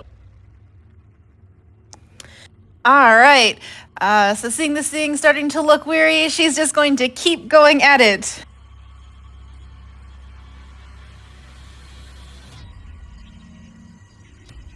And I One of know those it will won't do hit. anything, but Yeah, I'll use extra menacing damage. attack anyway.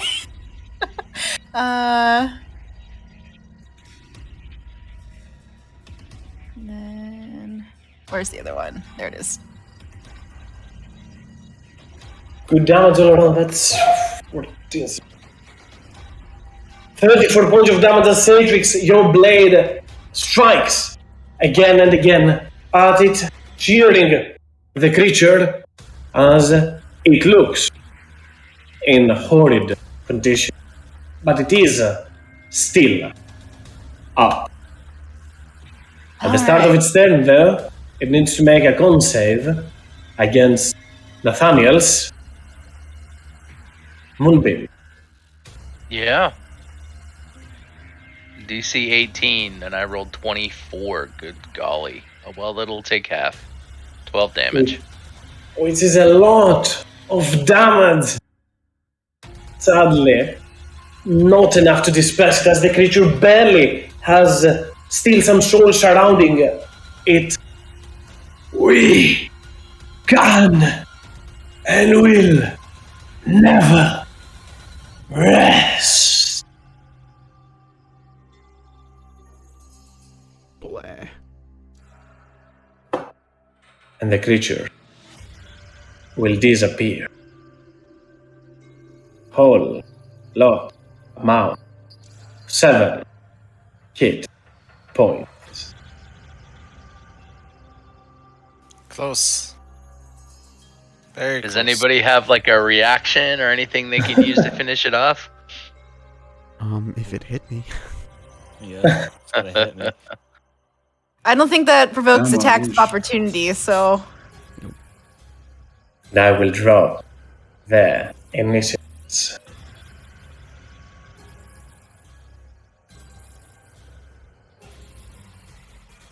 Ooh.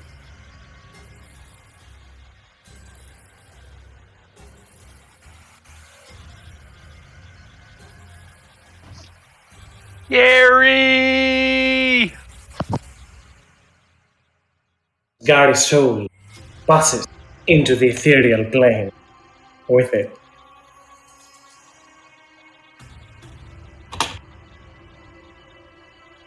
Um.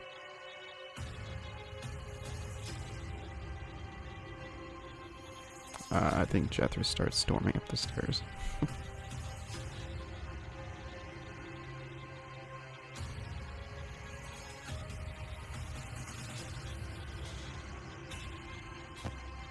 Give me a second, I'll give you access to the whole room.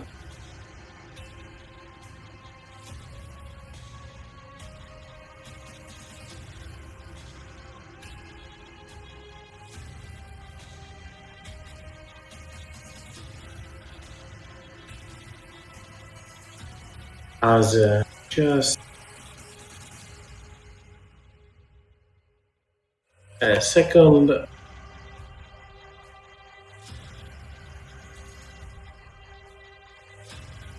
It's possible to break here. Let's do a quick 10-minute break. That will help as well. Yeah. Take a quick 10-minute break, everyone. Be back for the next. Yep. Oh, I guess Jethro's wouldn't fucking leave because everyone's dying right now.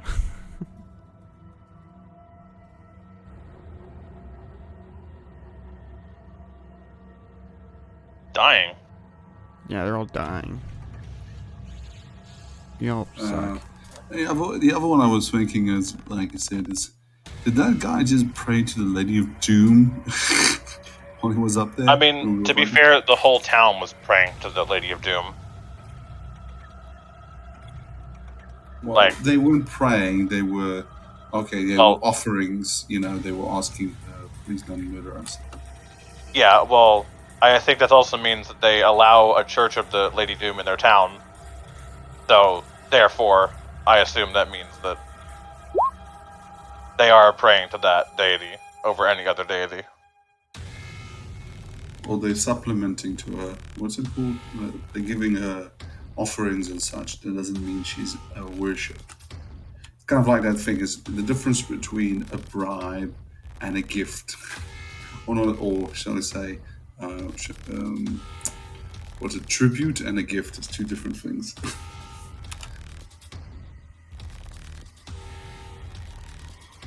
Yeah. Basically, yeah, this guy's gonna get his ass whipped now, all because of a donkey.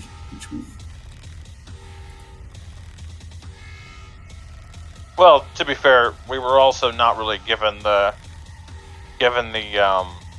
rundown on the fact that this place is hella haunted. Yeah. I mean, and He bare kinda- minimum, he has to give us our fucking money back. his only warning to us was, don't leave your cabins or don't leave your rooms, which does fuck all against something that's busting down the fucking door. So, I think, Depends. Technically speaking, We're the ones that brought it here, depends. so I think it's us to Yeah, blame. well, the irony is he has got a. I remember the hungry in my cabin wasn't doing anything to me until the moment I attacked it. well, I think it's not that we brought him, it's just that we put him back on the boat. No, I it's just think making a that's joke. I don't know. Well, I think that's what's pissing them off. They're a bunch of. He must have like had an event or something, and there was like a murderer aboard and killed the entire group or something. Yeah. I think a lot of people died in this ship. Well, the hug one monster was trying to break down Shadrick's door without her even doing anything, so. I mean, they all could have been here without just fault. They all could have been here for property damage. Who knows? True. Miscreants. Bunch of ne'er do wells.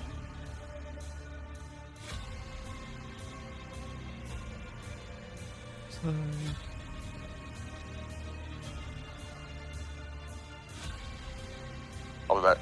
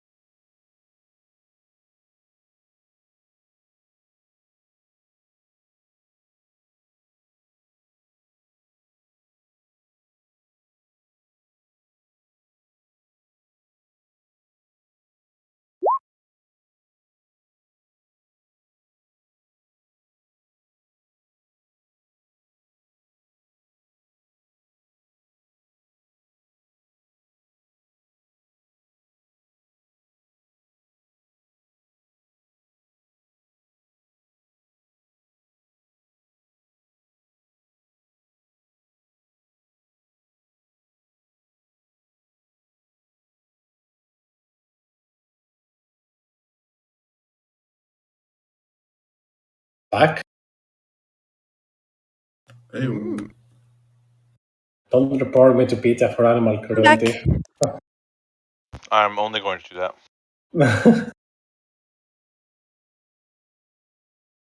I mean, it also killed him outright. So It killed him outright because it did a lot of Yeah. damage. Gary's hit points are Yeah. 11 and he did 27. Yeah, it was more than his maximum hit points. Yeah. It was an instant kill. I didn't want to do the other ability because I was sure it would definitely kill him. I wanted to do the tendril because there is a chance I low roll or something like that and he survived one more turn. I just Such kind as of feel are the- bad. I kind of feel guilty.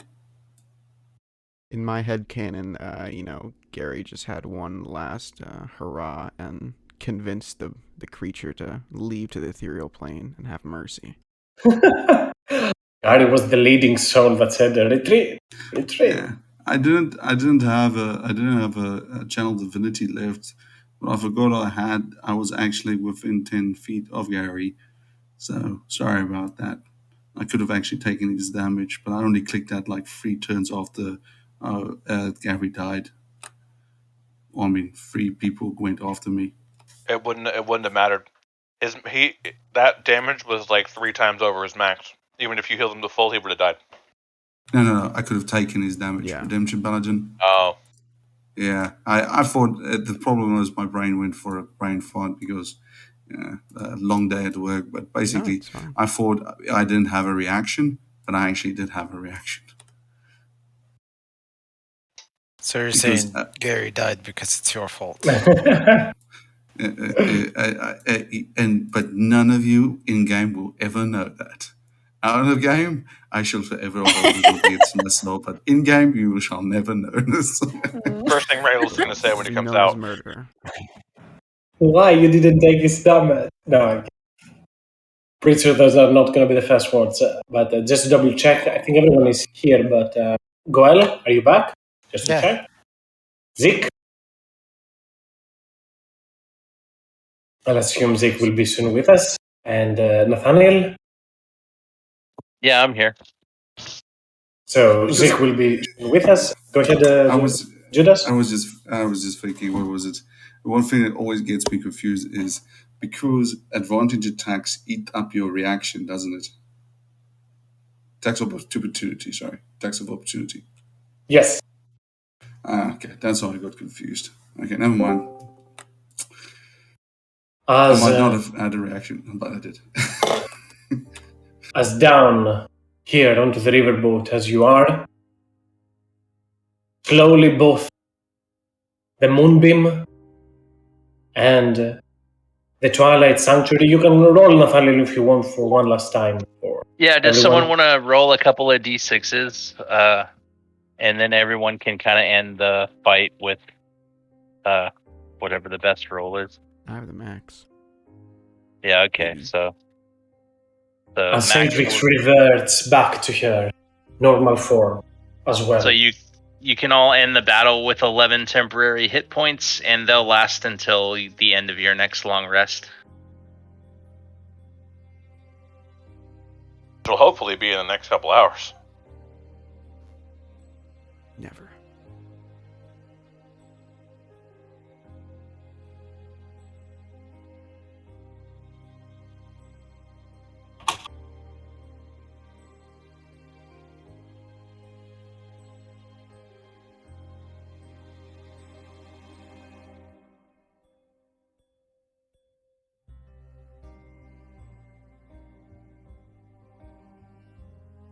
We're waiting for Zeke, right?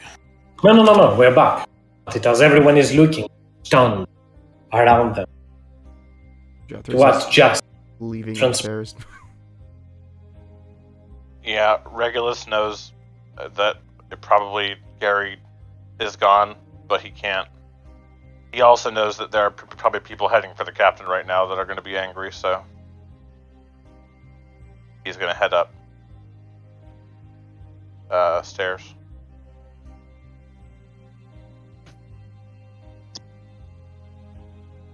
I'll move you all on the top board if you will.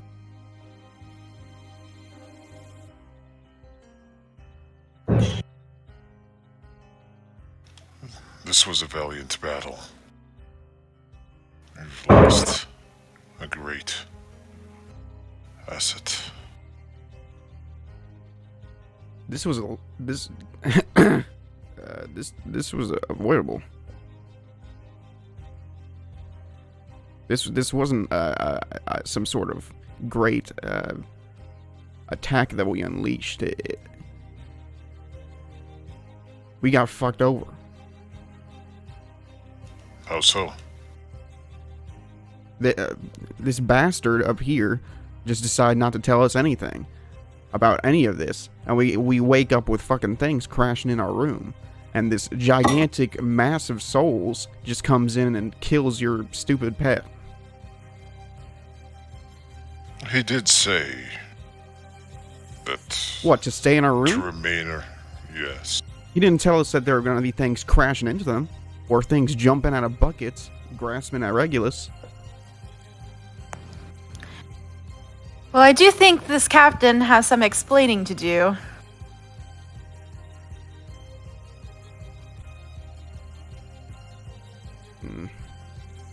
Well, maybe we should have armed ourselves better if he had given us a warning that this will happen. Yeah, we probably would have if he told us this shit. Yeah.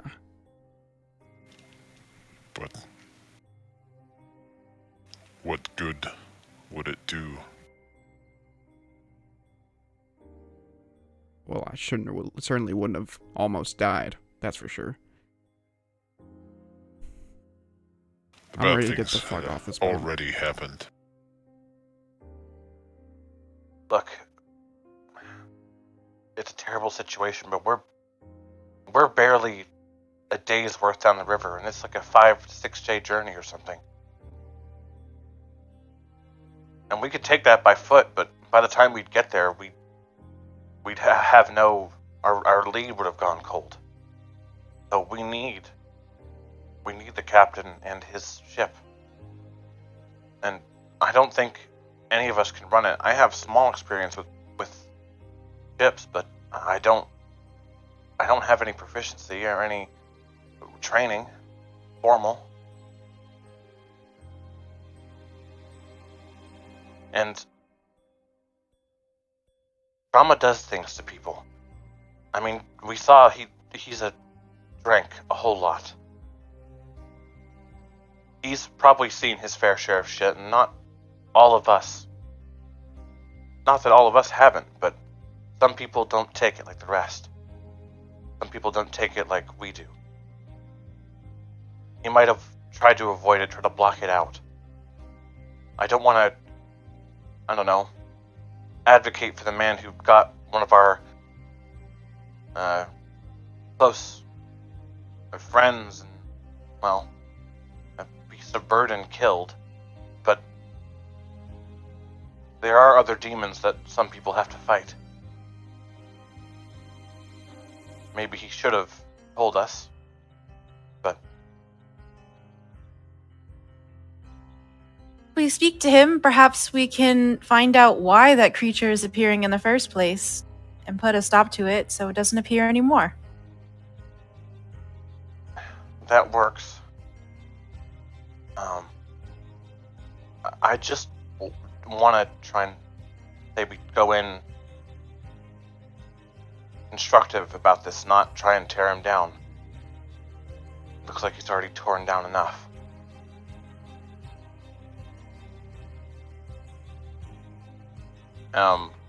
Regulus will go walk over to the door and knock on it. You move towards the door, Regulus, and as you knock, the door opens. The door is already somewhat left there, and inside,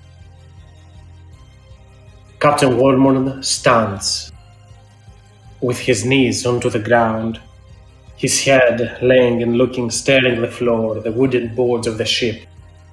Above his head, hanging above the bed, are the horns, a small shrine to Lady Doom, or a small depiction, trophy, or a religious icon that many of her clerics or followers use. A shell of a broken man, he remains with his arm stretched onto the ground, numb. His not saying a word. A broken cell of a man. Captain Walmorn? Hear me? In the silence, you see his face, a soft nod. His whole head, face sweaty. Shivering. You can even see it. Regulus will look back to the group and just sort of, I don't know, make a gesture to sort of, I don't know, just bring it down a bit. Because he knows that the group is pissed, but he also knows that shaking a broken man isn't gonna get us answers. He'll walk in and kneel beside Captain, and sort of try to get into his vision. Look, I don't know what horrors you've seen. I don't know what happened. I don't know if this is something that happened and it's been recurring ever since. But we've fought them off for now. And we gave whatever the hell that thing was a fairly large reason not to come back without I don't know, proper thought. But we need you to be in a good headspace. I know that's hard. But you're a captain of the ship.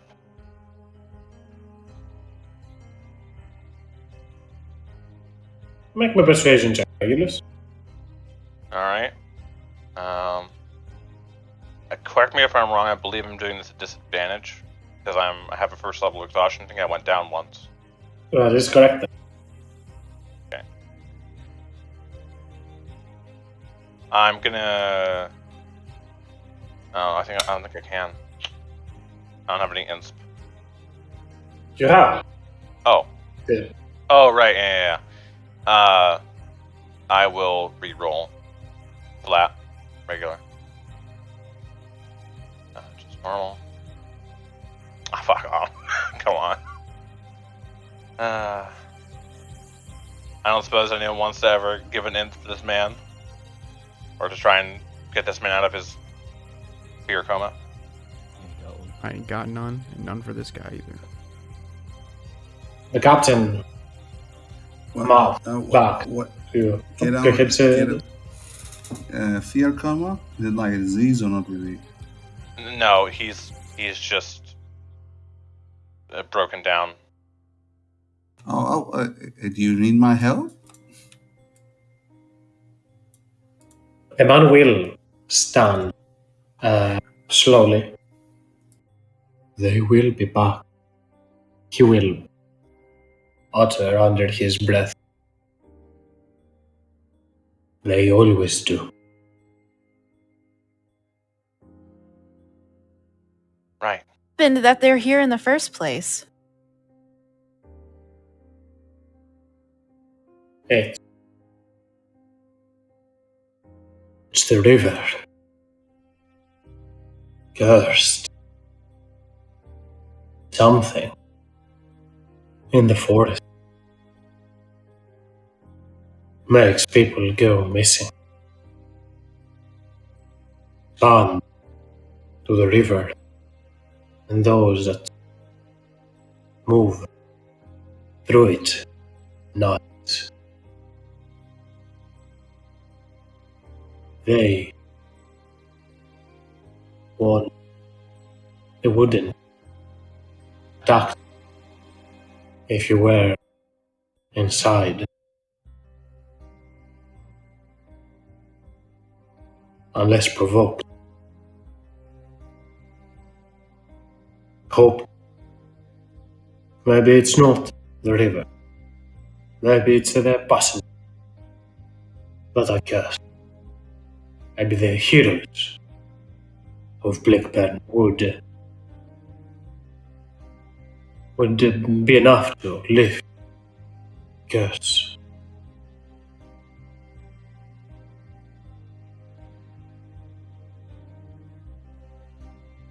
Right. Well. And Regulus will stand up. I'm going to speak for probably a vast majority of the group that's on this side, but we should have known about this, about things like this, before we got on this boat, or at least when we did.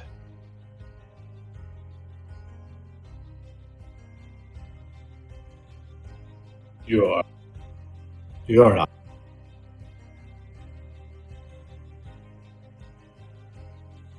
You had the right to know.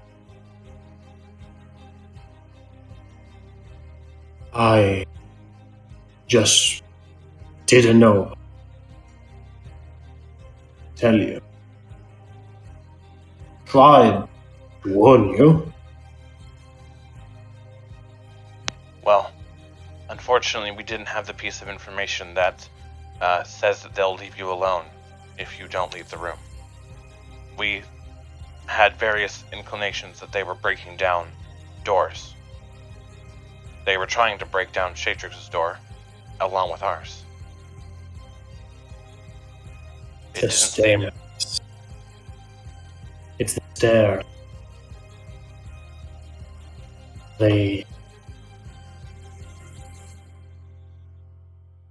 He points to the room around him, and you can see this whole place filled with windows. Here, and here.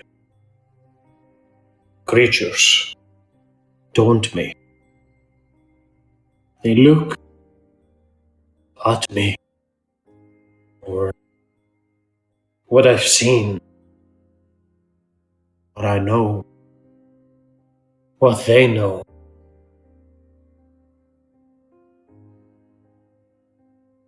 Punishment befitting cry.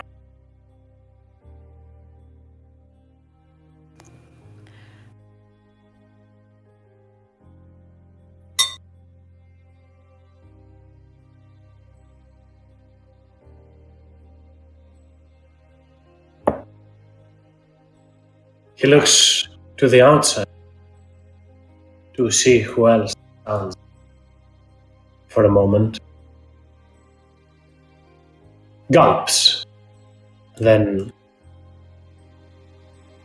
turns and looks towards Judas, who is scavenging through here. You can see, Judas, there are a lot of bottles of alcohol around. Wine, ale, rum, your pick. But there are no money. Sure, the money you gave him was already spent. He grabs one bottle that seems kind of like almost not completely empty, and takes a chug, and then looks at the captain and says, "Now, you gave us a lot of reasons why it's our fault. Now, why do they want you? Why do they want your soul?" He chugs the bottle and then throws it against the walls to emphasize he's not happy. Make me an intimidation check.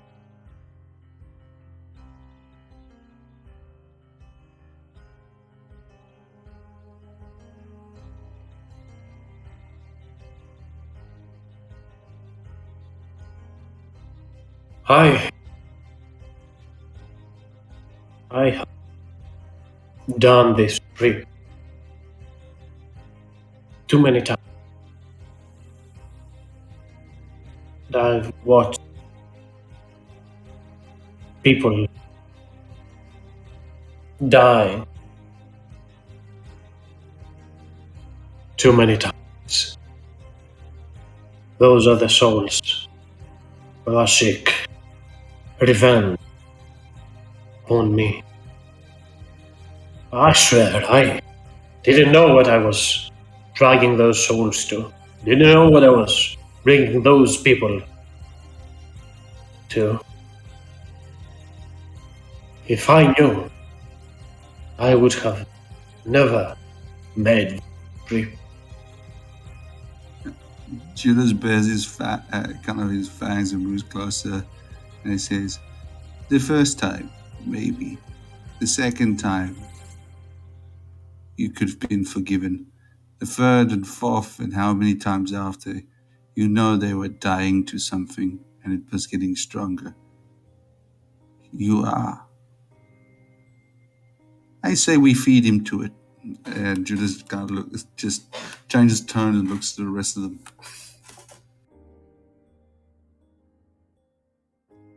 No. I think we need to feed him to it. That's, a little much. What about the souls of all those people? He basically fed them. He fed them to it by with the fourth and fifth and sixth time. But his suffering is something interesting as well. And he's going to have to live with that decision and all the people that he's effectively gotten killed. You're right. But certainly, she'll look at the captain, like, these trips have to stop. You can't keep doing this.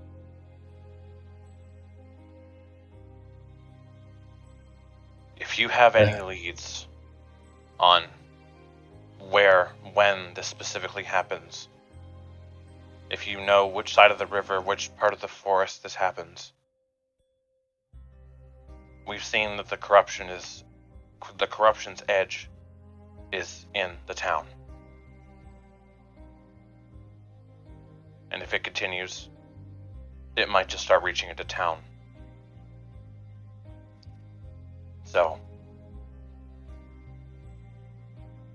perhaps you can atone a little bit by putting us on the course to fix it, or to at least stop it, slow it down.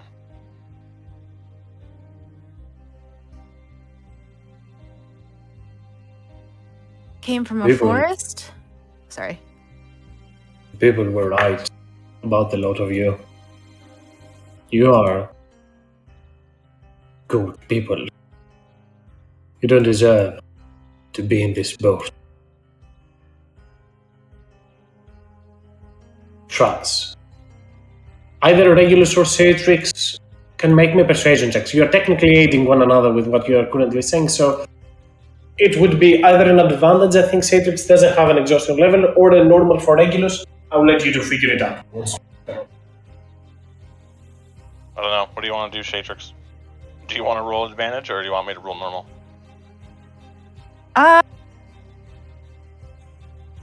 I think your persuasion bonus is better than mine. I don't know. I guess advantage gives us a chance, but I do have a +8, I think. Well, I don't know, but so Yeah. straight roll. sure. Yeah, mine's only +4. All right. Huh. There we go.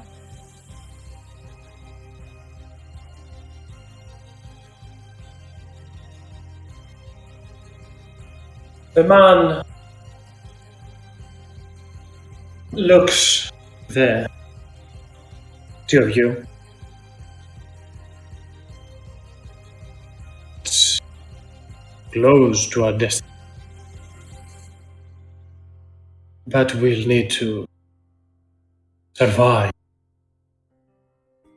few more days of this.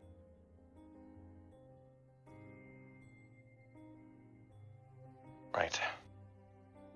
Well, I think we can put up wards, defenses, things like that. We can all stay in similar rooms. Maybe. I We've think walked we it. have this ship captain help us hunt that thing down. That was the idea, yes. Yeah. He's gonna take us as close as the boat can get to the source, and then we're gonna go find it. Stop it. These souls are merely the cause of it. Are merely the cause of it. There is something else lurks into the forest. These are just the result. Fact. Right. I will lead you to the forest. If it is the last thing I'll do.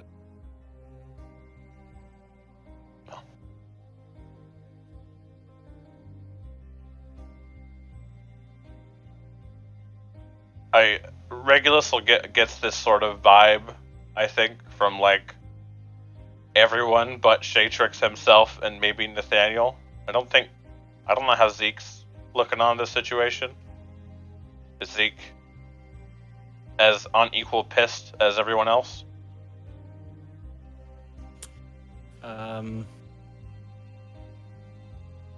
Well, he's as pissed as he usually is, but a bit more just fed up.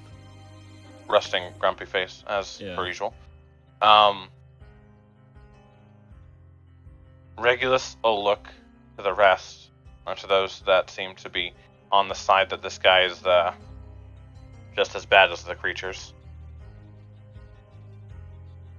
We've been through this sort of issue before. I know that the looks or whatever you guys are feeling is strong, and I know that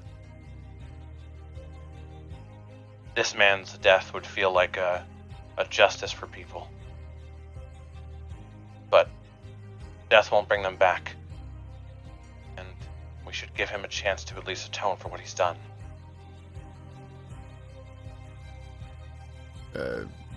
Yeah. I don't think anyone was planning on killing him. Judas has the air about him.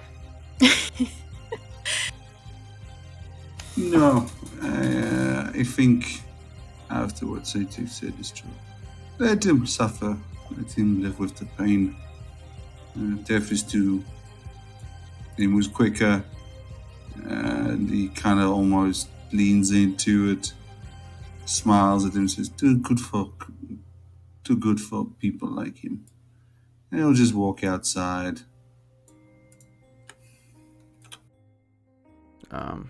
One thing though, I think, from my knowledge, this is separate from the thing that was in the town, with all due respect. Before we were... Jethros, sorry, go ahead. do make me an Arcana check. Okay. Nathaniel, you can also make me one at advantage. I don't know if you have any exhaustions and stuff like that, because of favored enemies and stuff like that. Okay.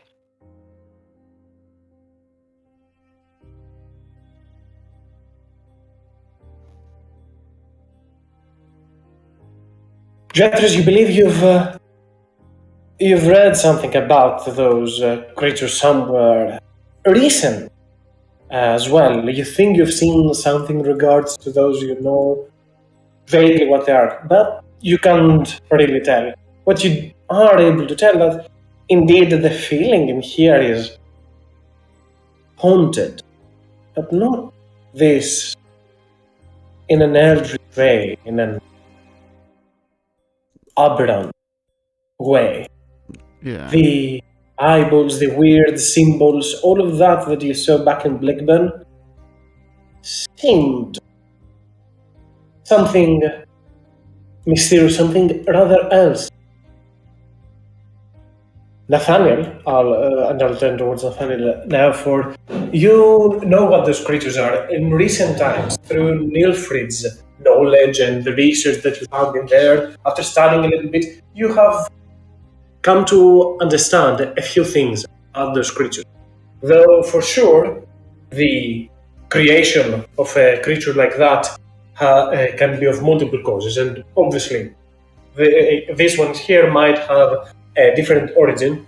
Originally, those creatures were made by the demon lord Orc after haunting a whole city. The tormented souls and the nightmares of them. After the hideous crimes people had already committed into the town, haunted the whole city, one by one, would absorb them until there were too many. In similar situation, those creatures are as well, haunting for the evil man, the curse that binds them, just to make sure this potentially out of character and in character is unrelated to the Demon Lord Orcus, more so given where the knowledge stems from. But yeah. Just so I Sorry, go ahead. Oh, sorry. Just so I understand what you're saying, Kazan, this creature is created because of the curse on the captain? On the captain, on the river, on the boat, on something. Yes, but it is, as Jethro said earlier on, and you can tell as well, potentially unrelated to the I guess watermill back in Blackburn. my question is even if we kill this thing, if the curse remains, another one's just going to reform? If you manage to lift the curse, it should be enough. But the creature itself, as the captain said, is a side effect of the curse. Yeah, so not the what we cause really of it. have to do is end the curse, right? So Which is in the forest? It sounds like it's Yes. spreading from there? Okay. Okay. But yeah, like when I was back in checking out that spot, I did a little walk up and down the river, and it didn't feel like that mill's energy was expanding anywhere from there. And before we got attacked tonight, I sent a short message to the fella that escaped our grasp. And as much as I don't wish to, call upon his knowledge, as biased as it might be, he kind of reassured what I thought, that the energy was coming from there, and they were destroying it to keep it from spreading.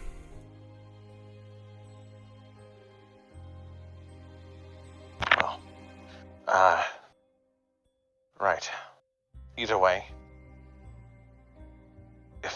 if those creatures that attacked the mill stopped that, then we have a whole nother thing to stop ourselves.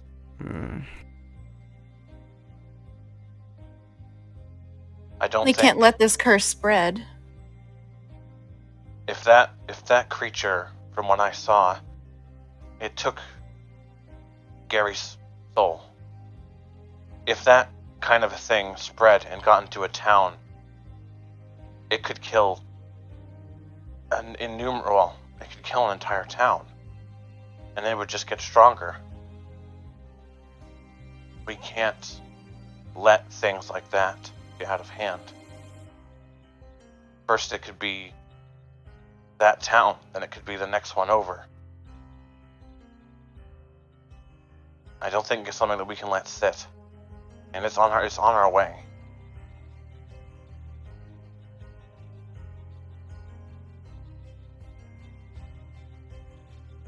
Captain is willing to take us, so as long as everyone's willing to go.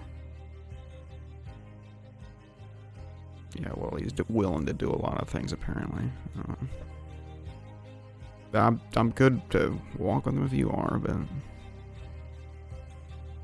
I don't know if this happens again. Or something like it. I would like to know everything ahead of time. Well, you should have told us. But he's trying in his own way to make it right.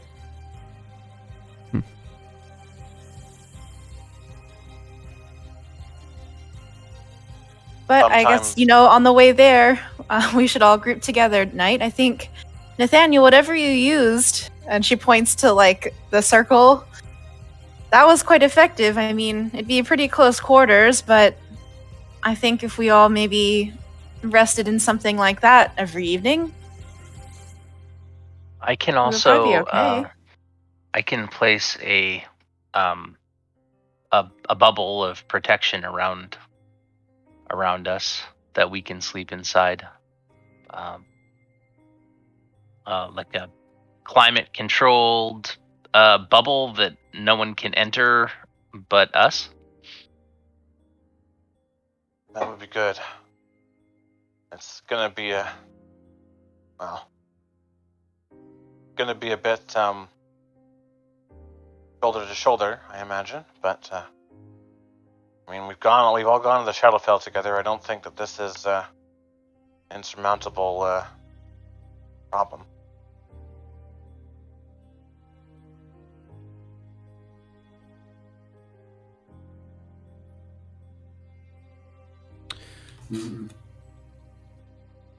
I can if I start out an hour before the night, I can create Zephyra again, call upon her, and she can watch while we sleep, or we can also take shifts.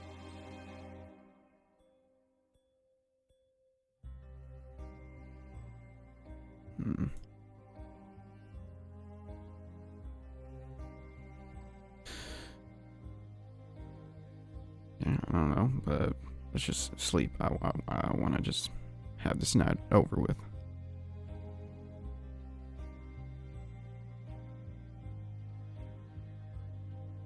Agreed.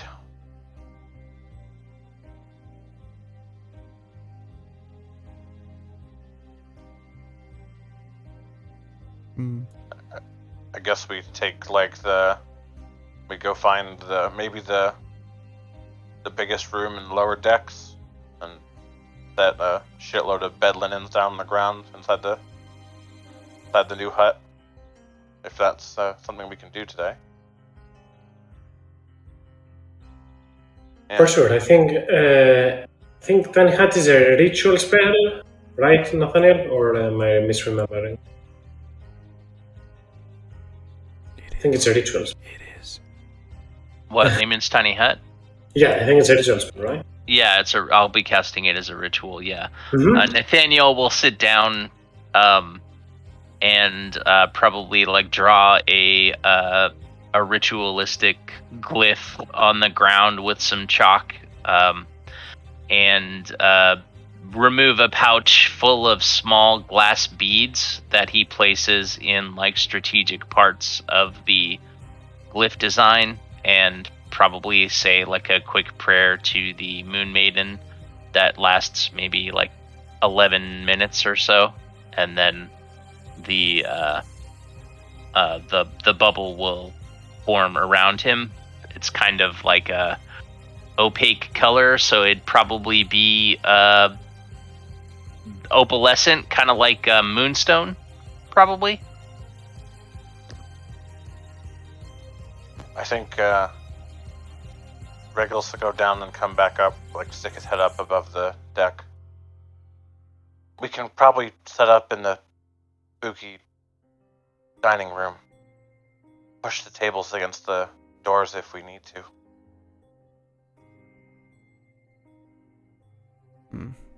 Didn't seem like doors really matter to a lot of them. But yeah, I think dining room's the best. It's in the centermost part of the ship.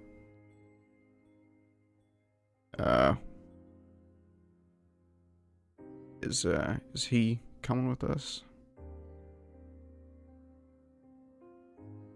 Well, it seems as though he was somewhat safe in his room. They weren't actually attacking. I'll be okay. Good.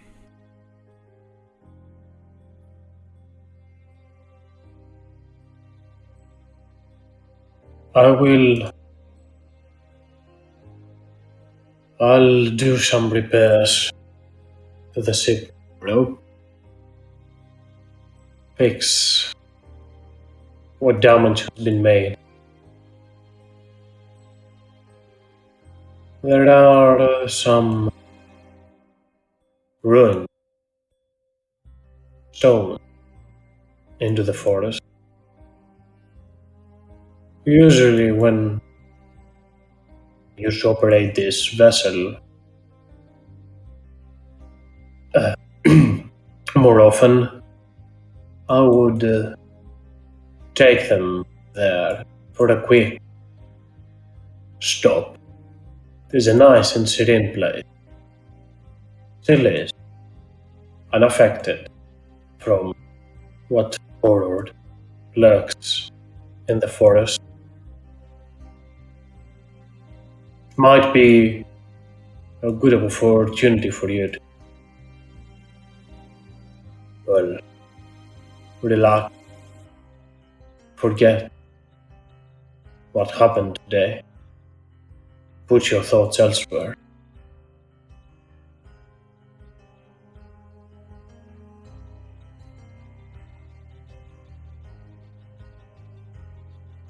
This time I am not hiding anything.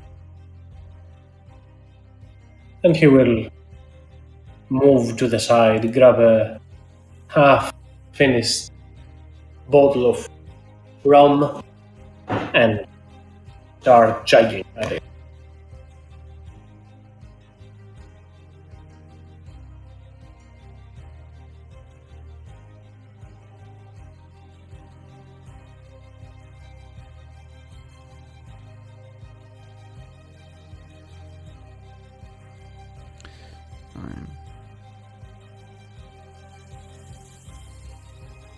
I guess Jethris just walks down to the dome. I don't know what anyone else wants to do. Regulus might take an hour to summon Zephyra.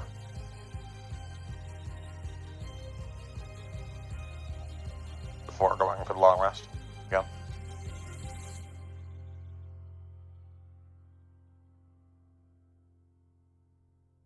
And you can all complete long rest. Yes.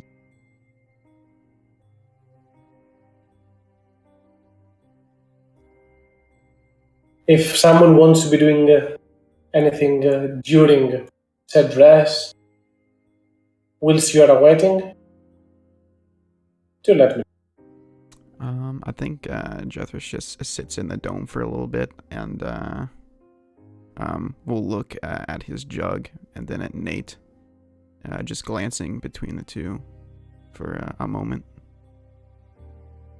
And then he'll lay down to rest.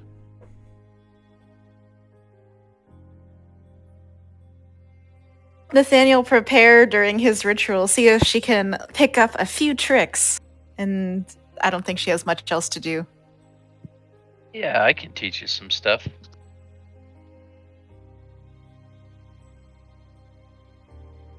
Go ahead, Judas. Anything? Oh, go ahead, Nathaniel. Oh, it's okay. Go ahead.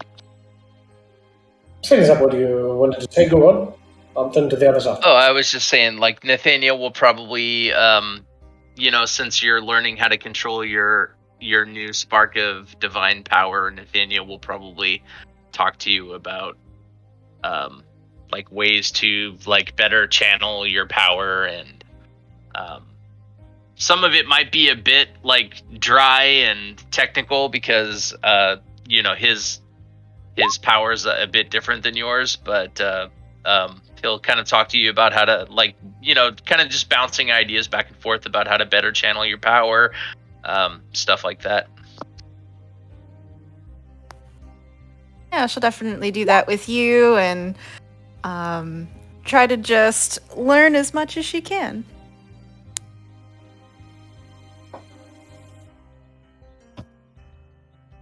Anything Goel or Judas would like to be doing during said time? Judas will simply be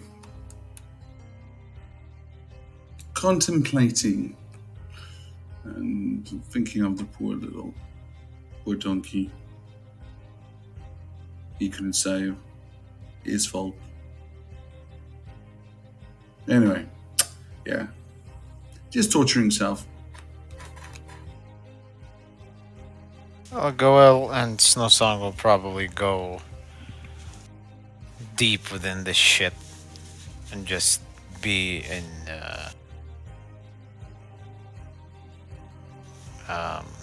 isolation for the remainder of the time. For sure, there are many corners around this riverboat that right now, not a single soul stands.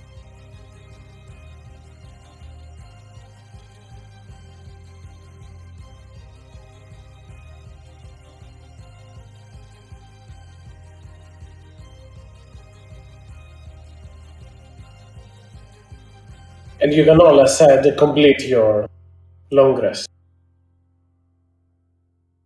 Oh, cool. I'm pretty sure it was much needed for men. You're also going to have your hit die. After fighting an army of gators, I think It well deserved. wasn't the biggest of the day. There should be a long rest button on Roll20. They added them. Yeah. Where? You probably don't have it activated. I'll fix it for you. New as well. Here it is. Right below your flaws. Man, I should have had that. Like, activated in every single character sheet. I'm using D&D Beyond to do my long and short rests. No. You don't have to. It But didn't reset my adrenaline rush and my You have to rage. set those. you have to set those. Like if you go over to where you track them, now a cog will pop top right of the table, so you can Oh, fill I it. see it. The very next day, it is a serene, filled with light morning. The warmth of the sun will wake each and every one of you as the moon-touched paths of Nathaniel will disappear and fade. Everyone was lost in thought after last night, as you can hear from down below, from the lower decks, the strikes of a hammer against the wooden plankboard as your captain has been doing some ship repair. We are going to be here for a while, he says. This is a good place to stop us any to do the repairs. I can deal with them by myself. We will soon be our way off. Further. If you want, you can go check those stones. They're into the forest. There's a trail. You won't miss them. And they have an eerie glow. Pleasant and serene. Or else you can sit here and wait, but it will be dull. And he turns back to continuing, repairing. Pretty much suggesting that there is a landmark, something worth of sightseeing in the nearby woods. Some marked stones. That is it the group will wish to move towards. I think Jethris takes Nathaniel aside if he'll let him. Yeah. How you doing, Jethris? Oh, well, I'm still shit. I didn't enjoy it last night, and I'm pretty still tired, but, how were you doing? I know that thing was partial to you. Yeah. I mean, I've been speaking with Gary, and I honestly don't think he fully understood the risks of coming out on these adventures with us. He wasn't super intelligent. I think there will be time to grieve later. Right now, I really just want to kill that thing so Gary can pass on.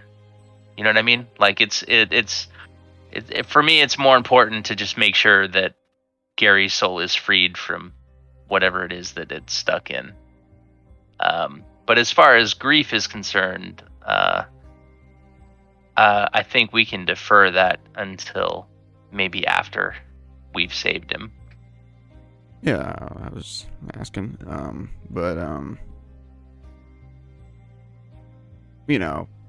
He carried all your guys' shit, right? That's what he was around for.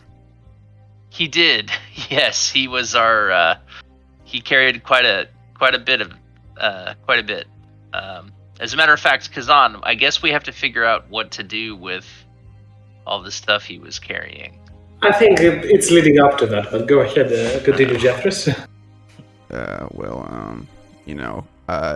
He taps his jug. I've only done it a couple times. Like, I don't do it all the time because it's kind of empty in there. But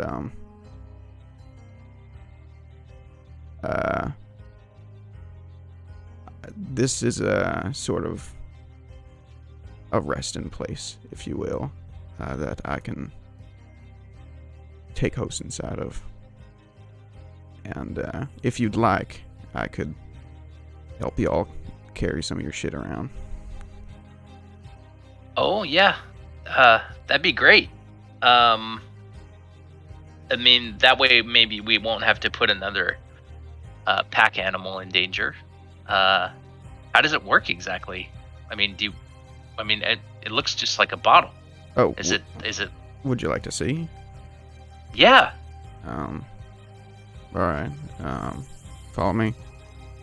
And Jethros will take him down to where the unfortunate incident occurred. Okay. And we'll put the bottle on the ground and uncork it, and he'll scoop up all the items that he can. And just without a word, he turns into a misty pile of dirt and swirls down and just corks himself inside the bottle. Okay. Yeah. And so Nathaniel's just kind of standing there looking at you, and you like disappear inside the bottle.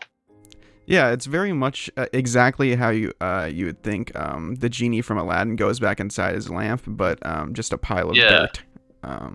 Okay.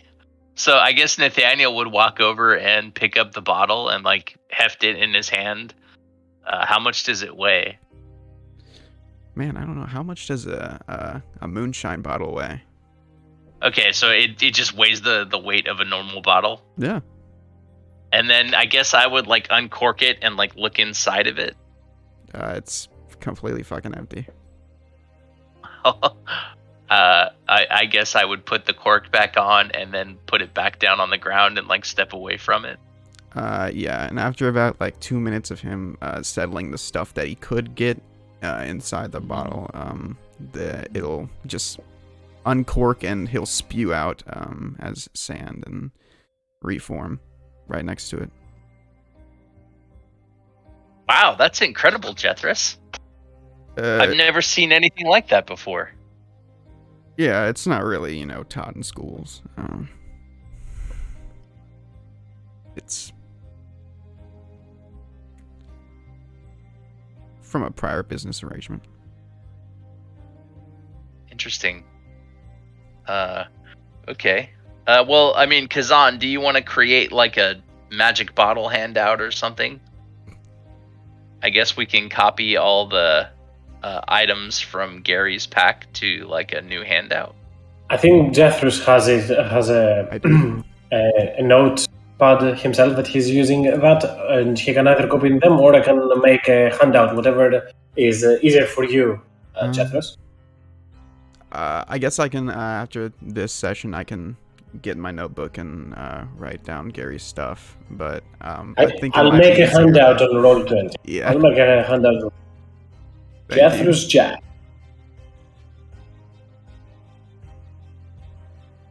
Both with J's. So it works.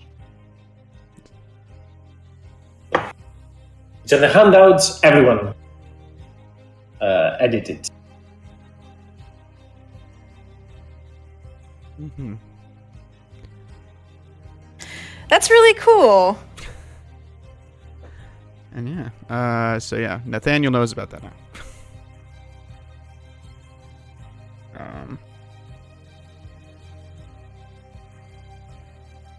And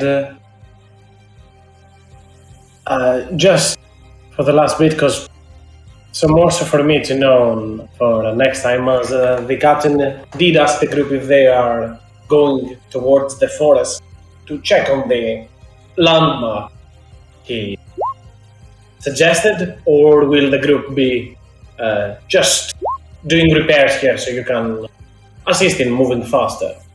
Either can work. I'd say we might as well go on the sightseeing trip if he's going to stay here for the same amount of time either way. Something to do. Yeah, I'm good to go take a look. I'll actually be able to be here next week and the week after. Oh, nice. Hey, that's, I guess, redemption for losing out on so many. Yeah, it works out. But this is where we're going to put a pause until next week. I did not know that I was going to kill Gary today, but apparently that is what happened. Well, you know Bullshit, what? you Fuck didn't know you were how going to kill about Gary today. There's a certain amount. It's like he knew he was going to try. Nah. He didn't know I he was mean- going to succeed. The moment Magic Circle came into play, I figured out the fight is a wash, so I was, okay, let's do that. Sounds more fun. And it didn't just kill Gary, you like stole his soul. Yeah, I mean, gotta have an interesting afterlife somehow. Well, I just find we'll it free him fascinating. from the curse. I know there's a baying donkey and that swirling mass. Yeah, I find that I just find it hilarious, by the way. But I'm just find it fascinating how everybody's so calm about this guy. I'm like, let's see here. Yeah. How many times have you gone up and down the river? The first time, shame. Second time, hey. Third time, fourth time, sixth time, seventh time. This guy has killed a shit ton of people. Oh, it's definitely Hey. really terrible. It's really not a great person. Yeah. Yeah, no, But they were it's like- asking it's- questions. They were asking questions. I mean, so it's like, okay, I have to murder. I'm just gonna murder these people because they're asking questions about the previously murdered people that I murdered, and then I have to kill the next. Alright, so can I assume that I was able to put everything Gary had in the jug? For sure. Okay. Yeah, I'm in there editing it now. I'm adding all that stuff for you. Oh, thank you. Should have it done soon. Any questions? Anything somebody wanted to ask or add before we call it off for the day? Oh shit. No, not favorite much. color. Pink. Green. Red. Blue. Blue. Bleh. Orcish. Ooh. Green. Orcs green. Orcish or is the they color. brown? Orcish. I mean, if I had a favorite color, it'd probably be tiefling, but then that'd be every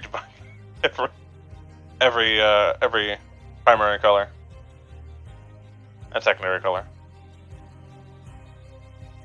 I think I am missing out on something. I'm not sure what exactly you're saying. You said any questions, and I said favorite color, and then Okay. Okay. I got to read a little bit. I was like, what? But yeah, that's it. What's your favorite color, Kazan? you didn't answer the question, Cass. I will never tell, but seriously, it should be some sort of crimson shade, I would say. Yeah, Yeah, let's go. Okay. Hmm. Okay. this is my go-to. This is pretty much the color that I have for on Roll20 that I use for pings and stuff. This is my go-to. Oh, okay. Yeah. I mean, I just color code them to the over skin color of my character. Yes. I do that as well when I'm a player. When I'm a DM, I have. This is the reason why I know this is probably my favorite color, because I always pick that. That's how I figure it out. This was a while ago. I do have a question. How much Okay, does sure. a hunk of quartz weigh? Because I had that. A piece of quartz, I think it's 0.01, something like that. They really don't weigh much, like alright. gems. Oh. Did you come up with any jewelry designs yet? Cool. You haven't done any RP. I don't know. know anything about jewelry. I think didn't we talk about it the one time about making you some jewelry because I saw you were collecting gemstones? Yeah. Okay, Let's do we'll some talk. frickin' We'll RP. talk. Yeah. We'll do some RP. Listen, this will be one blinged out alligator by the end of the. Let me tell you, his jug looks like a hoarder's house right now. You know, I mean, we have to have more than one. I'm already sparkly. We need more sparkly people in the party. So you know. Even those that are not blessed by the divine will sparkle by the end of it. And while Jethro sounds appealing sparkling, I cannot wait to see Goel himself sparkle. yeah. Angry orc sparkles as he hammers his enemies. I would like to rage and also bling bling. I'm gonna just